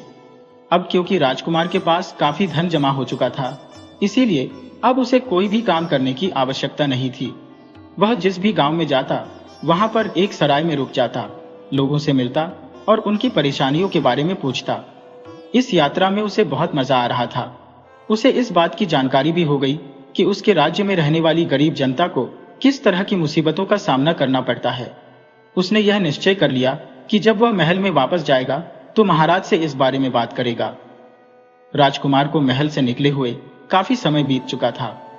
राजकुमार को अब अपने पिताजी महाराज और रानी की याद सताने लगी थी। इस अवधि के दौरान राजकुमार ने पूरे राज्य को घूम लिया था। अब वह वापस चलने का फैसला करता है। जब राजकुमार अपने वापसी के सफर पर निकला तो नगर के कोतवाल की कचहरी के बाहर बहुत से लोगों की भीड़ जमा देखकर वहां पर रुक गया। एक बुढ़िया को घेरकर बहुत से लोग खड़े थे। बुढ़िया जोर जोर से रो रही थी। यह सारा दृश्य देखकर राजकुमार की इच्छा हुई कि वह भी जाने आखिर हुआ क्या है। भीड़ को चीरता हुआ राजकुमार बुढ़िया के पास पहुंचा और पूछने लगा, बुढ़िया माई, आखिर तुम कोतवाल की कचहरी के बाहर बैठकर क्यों रो रही हो? बुढ़िया कहने लगी, बेटा क्या बताऊं, मेरा जवान बेटा जिसका नाम सरजू है, उसे कोतवाल ने कारागार में बंद कर रखा है और वह उसको छुड़ाने के लिए मुझसे 500 अशर्फियों की रिश्वत मांग रहा है। अब तुम ही बताओ, मैं गरीब बुढ़िया इतना पैसा कहां से लेकर आऊं? राजकुमार ने कहा, अम्मा तुम मुझे पूरी बात बताओ, आखिर तुम्हारा बेटा किस अपराध के लिए कारागार में डाला गया है? वह बुढ़िया कहने लगी, बेटा बात यह है कि हमारे गांव में अक्सर लुटेरे आकर लूटपाट किया करते थे। किसी में भी इतनी हिम्मत नहीं थी कि वह उनका विरोध कर सके, लेकिन मेरा बेटा जवान और बहादुर है और वह एक दिन उन लुटेरों का सामना करने के लिए उनसे भिड़ गया। लुटेरों के साथ हुई हाथापाई में एक लुटेरे को उसने बहुत ज्यादा जख्मी कर दिया। अब होना तो यह चाहिए था कि कोतवाल को उन लुटेरों को पकड़ना चाहिए था, लेकिन बजाय इसके बेईमान कोतवाल ने मेरे ही बेटे को पकड़कर कारागार में डाल दिया। उस पर इल्जाम यह लगा कि उसने गांव में झगड़ा किया है। अब उसे छुड़वाने के लिए मुझसे रिश्वत मांग रहा है। बुढ़िया के आसपास जमा लोग उसी गांव के थे। उन्होंने भी बुढ़िया की बात को सच बताया। यह सच्चाई जानकर राजकुमार कहने लगा, आप सभी लोग मिलकर नगर के न्याय अधिकारी के पास कोतवाल की शिकायत क्यों नहीं करते? सभी लोग कहने लगे कि न्याय अधिकारी भी एक भ्रष्ट अधिकारी है, वह उनकी फरियाद नहीं सुनता। इसके बाद राजकुमार ने अपनी अशर्फियों की थैली उस बुढ़िया को देते हुए कहा, अम्मा तुम ये अशर्फियां कोतवाल को देकर अपने बेटे को छुड़ा लो। इसके बाद राजकुमार ने उस नगर के न्याय अधिकारी और कोतवाल का नाम और पता मालूम कर लिया। अब वह अपने महल की तरफ वापस जा रहा था। वापसी के सफर में वह सबसे पहले भजनलाल के पास पहुंचा और यह देखकर बहुत खुश हुआ कि जिस बाग की देखभाल के लिए उसने भजनलाल से कहा था, वह बाग बहुत अच्छी तरह से फल फूल रहा था। बगीचे के चौकीदारों ने बड़ी मेहनत से काम किया था। भजनलाल ने उसे बताया कि इस बाग के फल बहुत अच्छी कीमतों पर बिक रहे हैं। भजनलाल ने अशर्फियों से भरी हुई एक थैली राजकुमार के हवाले की और कहने लगा, इस बगीचे के सारे खर्चे पूरे करने के बाद यह अशर्फियों की थैली बची है, इन्हें अपने पास संभाल कर रख लो। राजकुमार ने अशर्फियों की थैली अपने पास रखी और फिर भजनलाल का धन्यवाद किया। वह कहने लगा, श्रीमान, आपने मेरी मुश्किल हल कर दी है। मेरे पिताजी ने मुझे आदेश दिया था कि जब मैं वापस आऊं तो मेरे पास धन होना चाहिए। इसके बाद राजकुमार ने भजनलाल को अपनी सारी कहानी सुना दी। भजनलाल को जब यह पता चला कि यह नौजवान इस राज्य का राजकुमार है तो वह परेशान हो गया और कहने लगा, राजकुमार, आप मुझे क्षमा कर दीजिए। मुझे नहीं मालूम था कि आप राजकुमार हैं। अगर मुझे इस बात का पता होता तो मैं कभी भी आपसे अपने खेतों में काम न करवाता। कृपया करके मुझे माफ कर दीजिए। राजकुमार मुस्कुराकर कहने लगा, श्रीमान, आप मुझे शर्मिंदा मत कीजिए। मैं राजकुमार जरूर था, लेकिन एक गरीब राजकुमार था। जब मैं महल से निकला था तो मेरे पास एक फूटी कौड़ी भी नहीं थी। आपने तो मुझ पर बड़ा ही उपकार किया। आपकी वजह से ही मैं इस योग्य बन पाया कि अपने पिता को दिया हुआ वचन पूरा कर सकूं। राजकुमार की बातें सुनकर भजनलाल अब कुछ निश्चिंत हो गया था। इसके बाद राजकुमार कहने लगा, अब मेरे इस बगीचे के मालिक आप ही रहेंगे। इस बगीचे में काम करने वाले लोगों का आप खास ख्याल रखिएगा। भजनलाल ने राजकुमार को इस बात का वचन दिया और फिर कुछ दिनों का सफर तय करने के बाद राजकुमार वापस अपने महल में पहुंच गया। महाराज और महारानी अपने बेटे को देखकर बहुत खुश हुए। राजकुमार ने अपने साथ लाई हुई अशर्फियों की थैली महाराज को दे दी और कहने लगा, पिताजी, आपके आदेश के अनुसार मैंने एक गरीब आदमी के भेष में पूरे राज्य की सैर कर ली है। हमारे राज्य में बहुत से लोग गरीबी की जिंदगी बिता रहे हैं। इसका एक बहुत बड़ा कारण यह भी है कि हमारे राज्य के कई राज्य कर्मचारी अपना काम ईमानदारी से नहीं कर रहे हैं। एक नगर के न्याय अधिकारी और वहां के कोतवाल की बेईमानी तो मैं अपनी आंखों से देख चुका हूं। मेरी प्रार्थना है कि मैं आपको उन दोनों के नाम और पते बताऊंगा। आप उनके विरुद्ध कार्यवाही कीजिए। इसके अलावा मैंने अपनी यात्रा में देखा कि हमारी प्रजा के कई लोग ऐसे हैं जिनके पास अपना जीवन जीने के लिए उचित रोजगार भी नहीं है। हमारे राज्य के कई छोटे छोटे बच्चे ऐसे हैं जो पढ़ने के लिए गुरुकुल नहीं जाते। ये बच्चे सारा दिन गलियों में खेलते रहते हैं और शिक्षा प्राप्त नहीं कर पाते। इसीलिए हमें अपने राज्य में कई गुरुकुल और पाठशालाएं खोलनी होंगी। इसके अलावा राज्य में कई नौजवान ऐसे हैं जो बहुत कम मजदूरी में अपना जीवन चला रहे हैं, क्योंकि उन्हें किसी भी तरह का कोई हुनर नहीं आता। मुझे यह देखकर और भी दुख हुआ कि राज्य में पानी के कुएं बहुत कम हैं। गांव की औरतों को पानी के लिए लंबा सफर तय करना पड़ता है। इसीलिए हर गांव और कस्बे में नए कुएं खुदवाने की व्यवस्था की जाए। महाराज अपने बेटे की सभी बातें सुनकर बड़े खुश हुए और कहने लगे, राजकुमार, हमें मालूम है कि यह सभी बातें जानने के लिए तुमने बहुत तकलीफें उठाई हैं, लेकिन इन बातों से अब हमारी आंखें खुल चुकी हैं। हम कल से ही यह आदेश जारी करेंगे कि राज्य में गुरुकुल और पाठशालाएं खोली जाएं। हर गांव और देहात में जगह जगह कुएं खुदवाई जाए। राज्य के नौजवानों को अलग अलग तरह के हुनर सिखाने की व्यवस्था की जाए।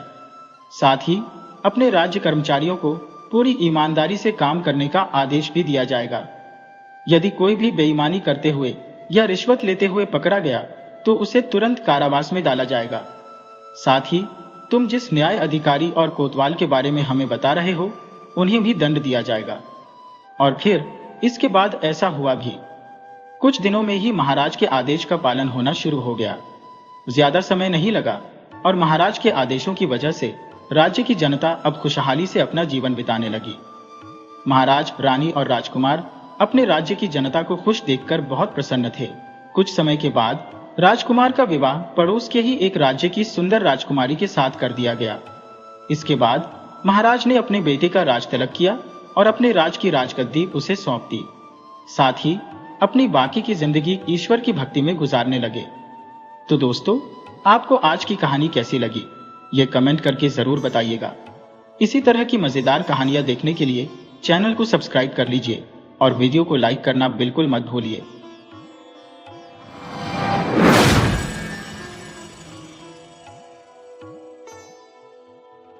पहाड़ों के मध्य स्थित एक नगरी दीनापुर थी।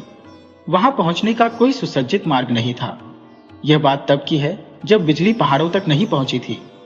उस पर्वत की ढलान पर अक्ल सिंह नामक व्यक्ति का गृह था। अब अक्ल सिंह के घर में केवल 3 सदस्य थे। वह स्वयं, उसकी पत्नी और उसकी इकलौती बेटी। किंतु अन्य जीवों की संख्या उसके घर में बहुत थी, जिनमें कुत्ते, बिल्लियां, गायें, बैल और बकरियां आदि बड़ी संख्या में थी। अक्ल सिंह की पत्नी का नाम सूर्यमुखी था और उसकी इकलौती संतान का नाम चंद्रमुखी था। अक्ल सिंह किसी तरह अपना जीवनयापन कर रहा था, परंतु उसकी एक बात की चिंता उसे लगातार सताती थी। उसकी बेटी अब जवान हो रही थी और उसका विवाह करना था, परंतु उससे कोई भी युवक विवाह करने को तैयार नहीं होता था। कई युवक उसके घर लड़की देखने आ चुके थे। उनका स्वागत सत्कार होता, भव्य भोजन की व्यवस्था की जाती, परंतु अंत में वे इनकार करके चले जाते। चंद्रमुखी के आलसीपन के कारण उनका मन खिन्न हो जाता था। एक दिन उस पहाड़ के एक अन्य गांव से एक युवक अक्ल सिंह के घर आया। उसका भी स्वागत सत्कार हुआ। उसे स्वादिष्ट भोजन परोसा गया।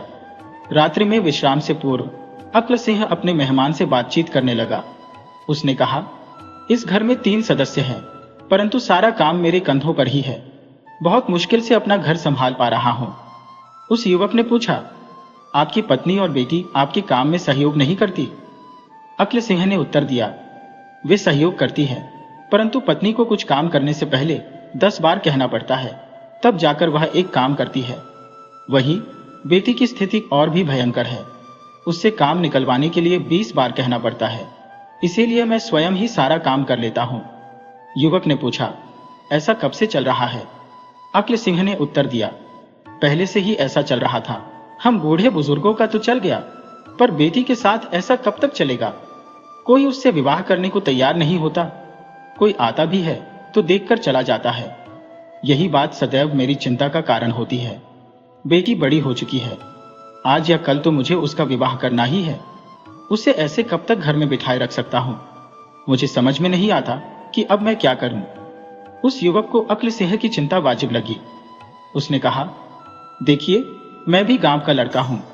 मेरे माता पिता नहीं है, आज तक मेरा भी विवाह नहीं हुआ। खेत खरिहान करके मैं जीवन चलाता हूं। मानकर खाने की स्थिति नहीं आती है। मैं आपकी पुत्री से विवाह करने को प्रस्तुत हूं, पर मेरी एक शर्त है। अक्ल सिंह ने कहा। बाबू ने कहा, अगर विवाह के लिए तैयार हो तो तुम्हारी हर शर्त मुझे स्वीकार है। अक्ल सिंह ने कहा, तो मुझे कल ही अपनी बेटी दे दीजिए और उसके साथ मुझे बिल्ली, कुत्ते और बकरी का बच्चा भी दीजिए। यही मेरी शर्त है कि आपकी बेटी के संग मुझे जानवर के बच्चे भी चाहिए। प्रसन्न होकर अक्ल सिंह ने रात भर में सारी तैयारी कर दी और सुबह होते ही दोनों का विवाह कर दिया और फिर शाम तक विदा कर दिया। सांझ होने से पहले ही वह युवक दुल्हन को लेकर अपने घर पहुंच गया। घर पहुंचकर युवक ने गाय और बैलों के लिए घास की व्यवस्था की, भोजन तैयार किया और सबको खाना परोसा, यहां तक कि कुत्ते, बिल्ली और बकरी के लिए भी। अपनी पत्नी को भोजन दिया, बर्तन मांजे और रात को सो गया। सुबह उठकर उसने चाय बनाई, पत्नी को भी दी और खुद भी चाय पीकर अपने दैनिक कार्यों में जुट गया। इसके बाद भोजन तैयार करके सबको परोसा, बर्तन और घर साफ किया और खेतों को जाने के लिए तैयार हो गया।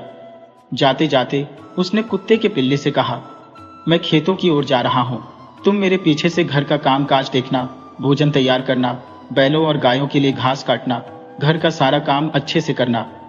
यह कहकर वह युवक खेतों को चला गया। शाम को थका हारा जब वह घर लौटा तो उसने पिल्ले से पानी की मांग की, परंतु पिल्ले ने कोई उत्तर नहीं दिया। खाने के बारे में पूछा तो भी कुछ तैयार नहीं था। युवक ने गुस्से में आकर कुत्ते के पिल्ले की छड़ी से बहुत पिटाई की और उसे घर से बाहर निकाल दिया। अंत में खाना बनाकर सबको परोसा, साफ सफाई की और सो गया। अगले रोज भी उठकर उसने घर का सारा काम किया और खेतों में जाने से पहले बिल्ली के बच्चे से घर का कामकाज संभालने को कहकर चला गया। आज भी कोई काम नहीं हुआ। शाम को घर पहुंचा तो वह गुस्से से भर गया और बिल्ली के बच्चे को छड़ी से बहुत पीटा, उसे भी घर से बाहर निकाल दिया। फिर स्वयं ही घर का सारा काम करने लगा। अगले दिन बकरी के बच्चे की बारी आई। उस युवक ने उसे भी घर के सारे कार्यों के संबंध में कई हिदायतें दी और खेत खलियान को चला गया। यह सारा दृश्य उसकी पत्नी चुपचाप देखती रही, पर कुछ नहीं कहा। जब भी कोई कार्य पूरा नहीं होता, देख, उस युवक ने एक झटके में बकरी के बच्चे का गला शरीर से अलग कर दिया और रात को उसी की सब्जी बनाकर पूरे घर को परोस दी। अगली सुबह सारा कार्य समाप्त कर घर से प्रस्थान करते हुए युवक ने अपनी पत्नी से कहा, देखो, मैं खेतों की ओर जा रहा हूं, घर का समस्त कार्य देख लेना। गायों को चारा देना, उनके लिए घास काटकर तैयार रखना, घर की सफाई करना और सभी के लिए भोजन भी बना देना। तुमने देखा, जिन्होंने अपना कार्य नहीं किया, मैंने उनका क्या हश्र किया था। इसलिए तुम समय पर अपना काम निपटा लेना। शाम को जब युवक घर लौटा तो उसने पानी के लिए पत्नी को पुकारा। पत्नी डरते हुए तुरंत पानी लेकर आ गई। युवक ने घर और बाहर देखा तो सब कार्य व्यवस्थित था। दोनों ने भोजन किया और सो गए। अब धीरे धीरे युवक के बिना भी उसकी पत्नी सारा काम करने लगी। उसे काम करने की आदत हो चुकी थी। अब वह पहले की तरह आलसी नहीं रही।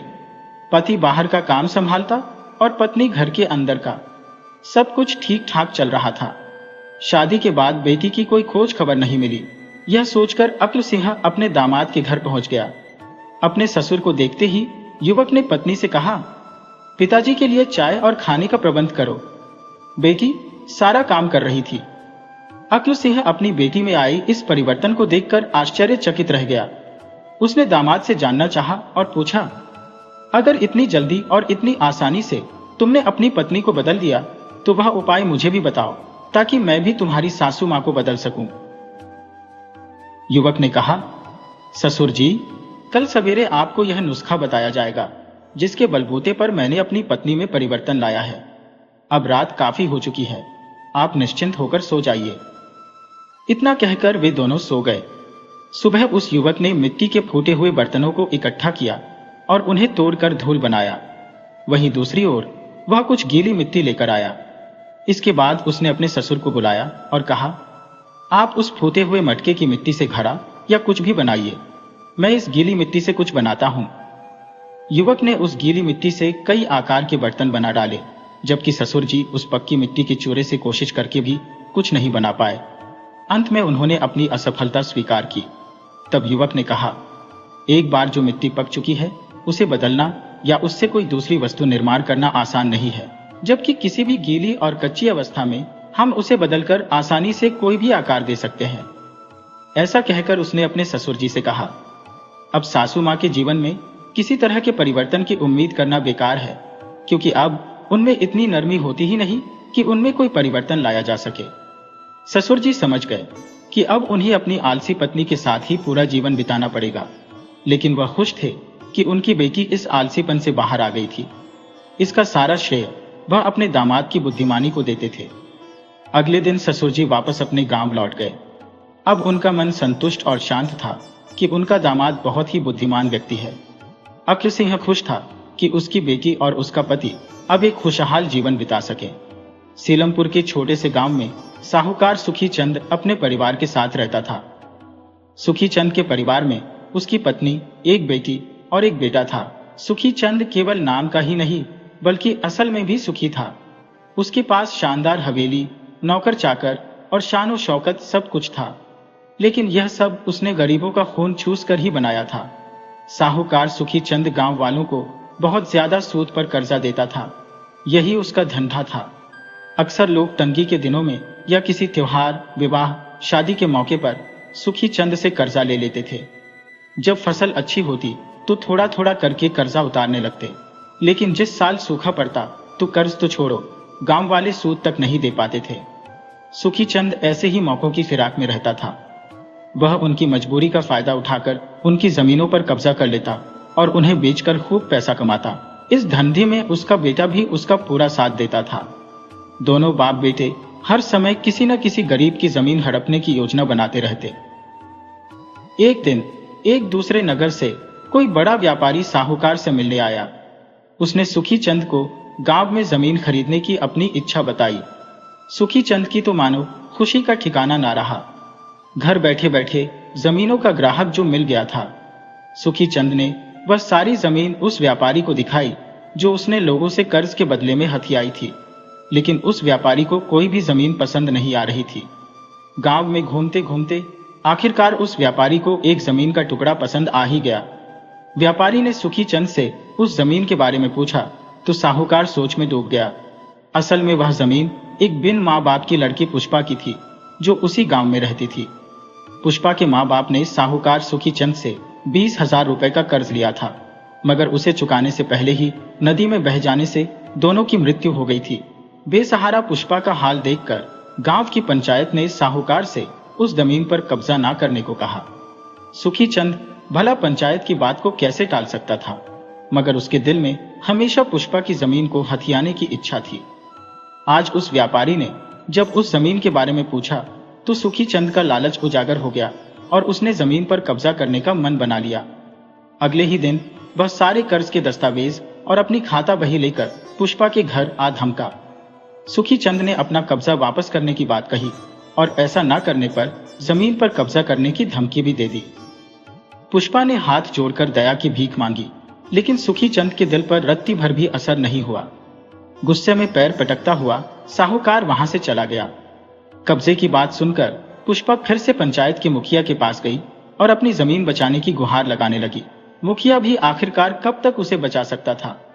फिर भी पंचों ने यह फैसला किया कि पुष्पा एक साथ पूरा कर्ज नहीं उतार सकती, तो 5,000 करके वह 4-5 महीनों में यह कर्ज चुका दे।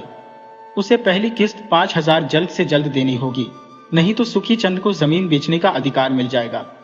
सारे गांव में यह बात फैल गई कि साहूकार सुखी चंद बेसहारा पुष्पा की जमीन हथियाने वाला है।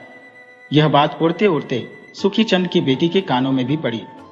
अपने लालची पिता की करतूत सुनकर बेटी को बहुत दुख हुआ।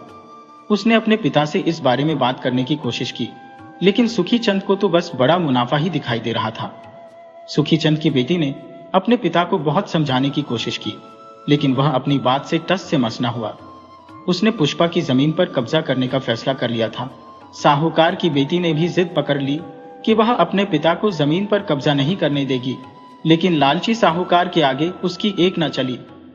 अगले दिन सुबह सुबह पुष्पा और 2 पंचायत के लोग साहूकार के घर पहुंचे। पुष्पा ने कर्ज की पहली किस्त 5,000 सुखी चंद के मुंह पर मार दिए और साथ ही कहा कि वह जल्द ही बाकी रकम भी चुका देगी।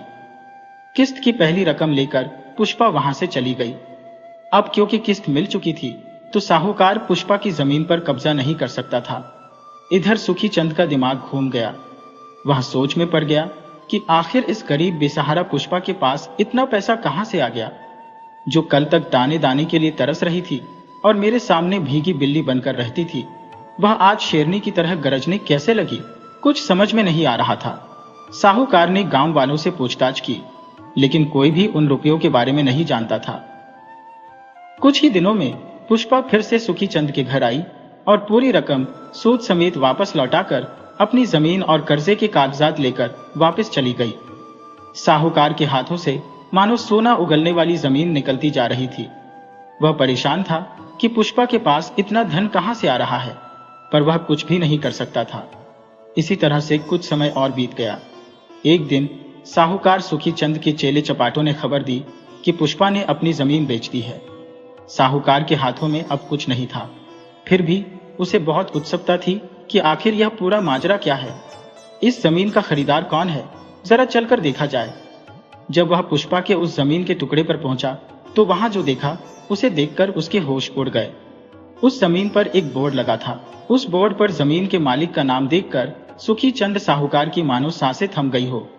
जमीन के मालिक के नाम के आगे उसकी बेटी और पुष्पा का नाम लिखा था। सुखी चंद बदहवास सा दौड़ता हुआ घर पहुंचा और चिल्लाकर अपनी बेटी से पूछा, ये क्या तमाशा लगा रखा है। तब उसकी बेटी ने बताया, पिताजी, मैंने पुष्पा की मदद की थी और उसके लिए मैंने अपने गहने बेच दिए ताकि उसकी जमीन को बचा सकूं। उसने आगे कहा, लेकिन आप पुष्पा का दिल देखिए, उसने जमीन आपसे छुड़वाते ही मेरे गहनों के बदले में आधी जमीन मुझे दे दी। यह सब मैंने आपके लिए किया है पिताजी। आखिर कब तक आप गरीब बेसहारा लोगों की बद्दुआएं लेते रहेंगे। मैं आपको इस नरक से निकालना चाहती हूँ। गरीबों की बद्दुआएं कभी भी हम पर कहर बनकर टूट सकती हैं। अपनी बेटी का एक एक शब्द सुनकर सुखी चंद की छाती चीरती हुई जा रही थी। वह अपनी ही औलाद की नजरों में गिर चुका था। बेटी की बातें सुनते सुनते सुखी चंद की आंखों में आंसू आ गए। वह वहीं पर अपने घुटनों पर आ गया और अपने हाथों से अपना चेहरा छुपा लिया और बेतहाशा रोने लगा। पिता की आंखों से पश्चाताप के आंसू निकलते देखकर बेटी को समझ में आ गया कि उसके पिता फिर से किसी गरीब की जमीन हड़पने की कोशिश नहीं करेंगे। शर्मिंदा सुखी चंद ने अपनी बेटी से भविष्य में कभी किसी की जमीन ना हड़पने का वचन दिया। इस तरह से एक बेटी ने अपने पिता को सूदखोरी के नर्क से बाहर निकाल दिया।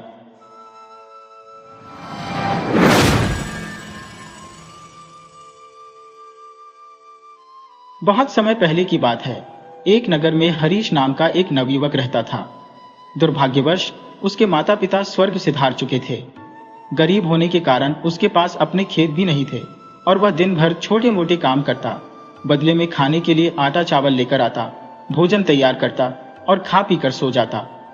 उसका जीवन संघर्षपूर्ण था और ऊपर से एक और मुसीबत उसके पीछे पड़ गई।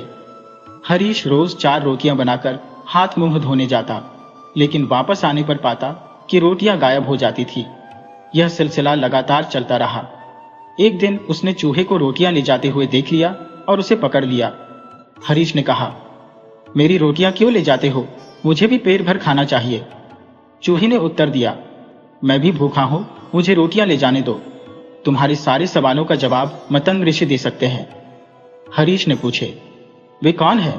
इस पर चूहे ने कहा, वे पहुंचे हुए ऋषि हैं और वे पहाड़ों में जंगलों के बीच रहते हैं। उनके पास हर सवाल का जवाब होता है। उनसे मिलो और अपने सारे सवाल उनसे पूछना, वो तुम्हें सब बता देंगे और तुम्हारा उद्धार करेंगे। हरीश ने चूहे की बात मानी और अगली सुबह ही खाने पीने की गठरी बांधकर मतंग ऋषि के आश्रम की ओर बढ़ चला। रास्ते में उसे एक हवेली मिली जहां उसने रात बिताने की अनुमति मांगी। मालकिन ने पूछा, कहां जा रहे हो? हरीश ने उत्तर दिया, मतंग ऋषि के आश्रम जा रहा हूं। मालकिन ने कहा, उनसे मेरी बेटी के बारे में भी पूछना, जो सुंदर है पर एक शब्द नहीं बोलती। उनसे पूछना वो कब बोलना शुरू करेगी। हरीश ने कहा, जी आप चिंता न करें, मैं उनसे जरूर पूछूंगा। अगले दिन हरीश आगे चल पड़ा। रास्ता कठिन था, बर्फीले पहाड़ थे। तभी उसे एक तपस्वी मिले जो तपस्या कर रहे थे।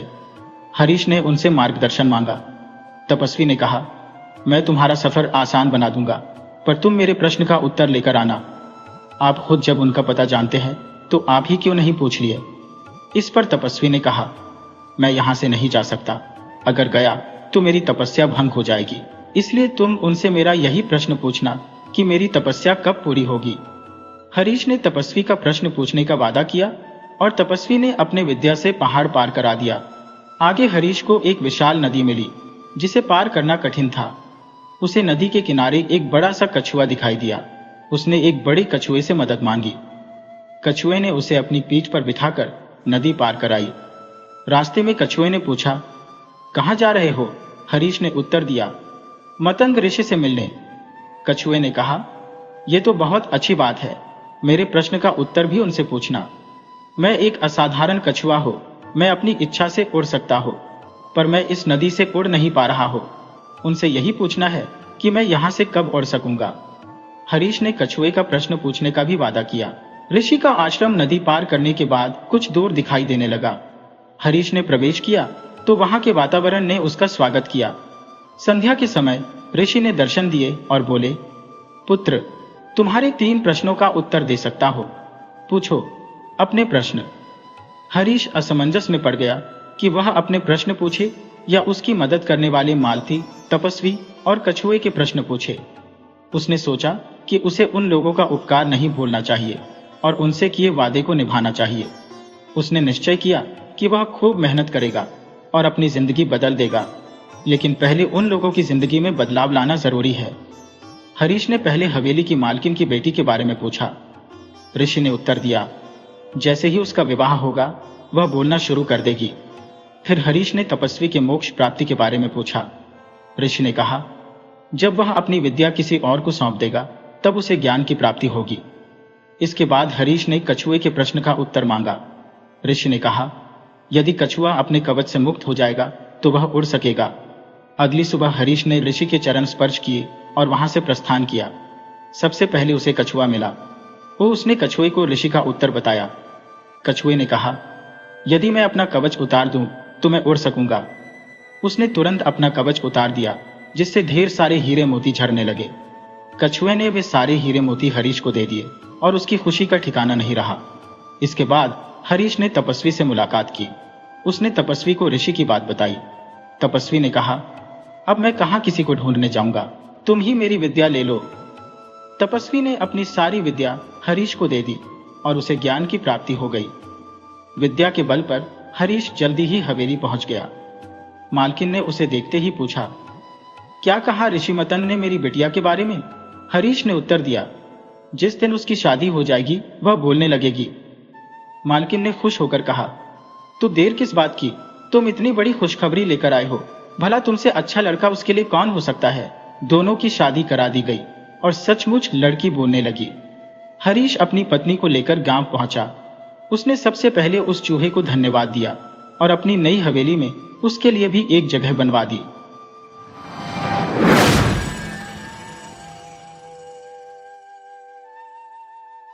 यह कथा बहुत पुरानी है। पंडित बलराम शास्त्री अपनी धर्मपत्नी माया के साथ एक छोटे से गांव में निवास करते थे। माया की अरसे से एक हार की प्रबल अभिलाषा थी। उन्होंने अनेकों बार पंडित जी से हार की मांग की थी, किंतु पंडित जी हर बार टाल देते थे। वे स्पष्ट शब्दों में कहते थे कि उनके पास इतने पैसे नहीं हैं। पंडित जी अपने तर्कों से हमेशा अपनी बात को सही साबित करने की कोशिश करते थे। वे कहते थे कि गहनों का कोई फायदा नहीं होता, यह धातु तो अच्छी भी नहीं है। अगर इसे सुनार के पास ले जाओ तो वह इसकी बहुत कम कीमत देगा। सबसे बड़ी बात यह है कि गहने घर में रखना चोरों को निमंत्रण देने जैसा है। थोड़ी देर की सजावट के लिए इतनी मुसीबत मोल लेना बुद्धिमानी नहीं है। बेचारी माया तर्क शास्त्र में पारंगत नहीं थी, इसलिए वह पंडित जी की बातों के आगे निरुत्तर हो जाती थी। पड़ोसियों को देख देख कर उसका मन और दुखी हो जाता था, पर वह अपना दुख किससे कहे। पंडित जी अगर ज्यादा मेहनत करने के योग्य होते तो यह मुश्किल हल हो जाती, पर वे आलसी थे। अधिकांश समय भोजन और विश्राम में ही बीतता था। माया की बातों को सुनना उन्हें मंजूर था, लेकिन उनकी नींद में कोई कमी नहीं आती थी। एक दिन पंडित जी पाठशाला से लौटे तो देखा माया के गले में एक सोने का हार जगमगा रहा था। हार की चमक से माया के मुख का तेज और बढ़ गया था। पंडित जी ने माया को इतना सुंदर कभी नहीं देखा था। उन्होंने पूछा, यह हार किसका है? माया ने कहा, पड़ोस में जो बाबूजी रहते हैं उन्हीं की स्त्री का है। आज उनसे मिलने गई थी। यह हार देखा तो मुझे बहुत पसंद आया। तुम्हें दिखाने के लिए यह हार पहनकर चली आई। अब बस एक तू भी मुझे ऐसा ही हार बनवा दो। पंडित जी बोले, दूसरे की चीज नाहक मांग लाई हो, कहीं चोरी हो गई तो हार बनवा कर देना पड़ेगा, और बदनामी होगी सो अलग। माया ने कहा, मैं तो ऐसा ही हार लूंगी। जब सभी पहनती है तो मैं क्यों ना पहनूं?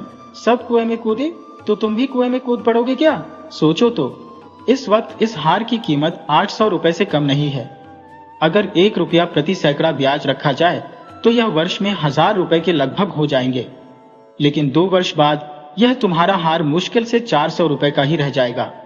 इतना बड़ा नुकसान उठाकर हार पहनने का सुख लोगी तो उसका क्या फायदा? पंडित जी ने कहा, तुम ऐसा करो, यह हार वापस कर दो और भोजन कराओ और आराम से सो जाओ। यह कहते हुए पंडित जी बाहर चले गए। रात्रि में पंडित जी आंगन में सोते थे।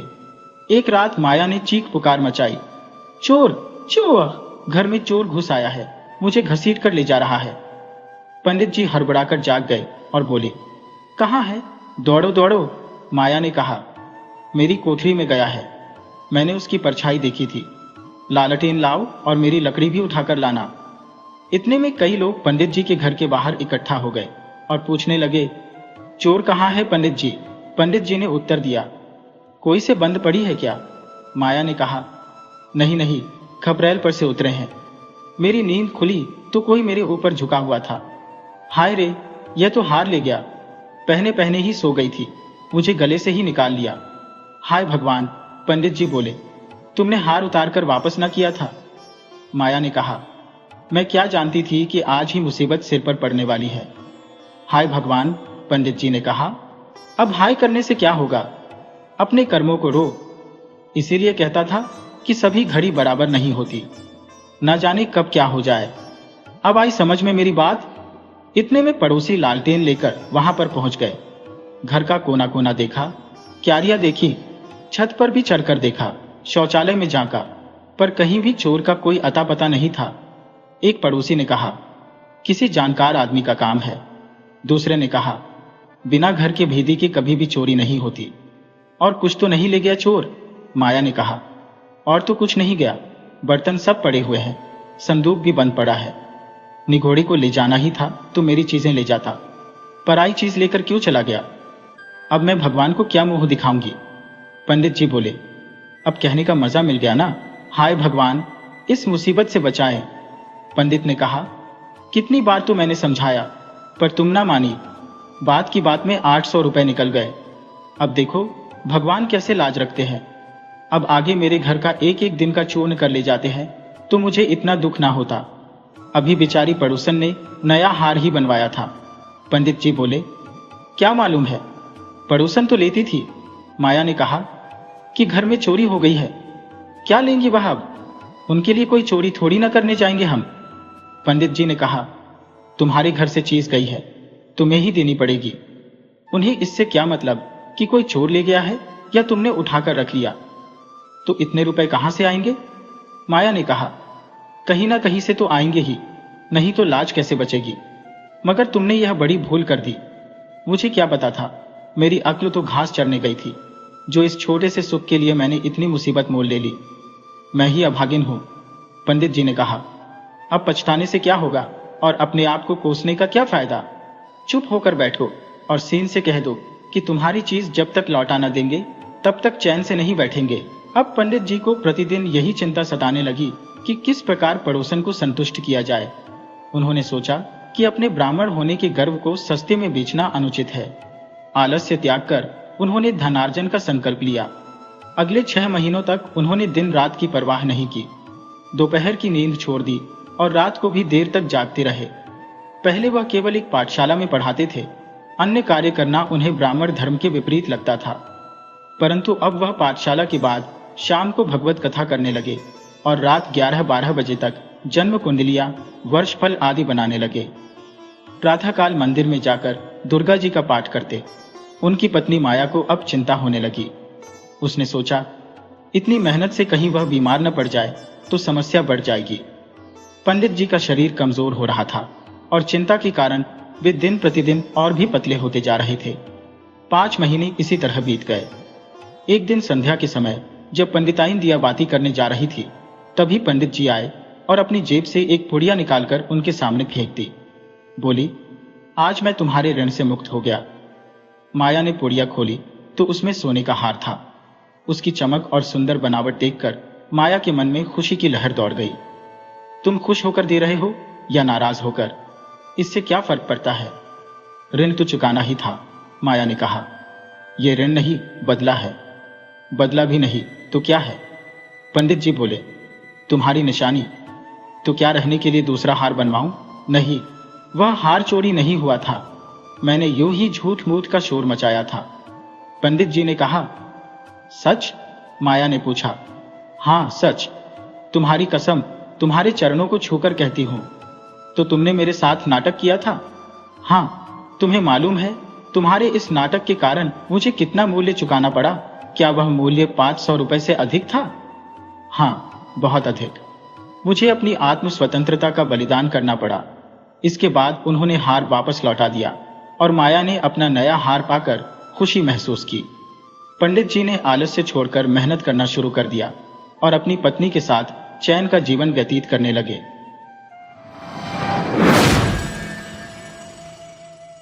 वीडियो अच्छी लगी हो तो इसे लाइक करें और ऐसी ही मज़ेदार कहानियों के लिए चैनल को सब्सक्राइब करें और बेल आइकन दबाएं। ज़्यादा से ज़्यादा अपने दोस्तों को शेयर करें। धन्यवाद।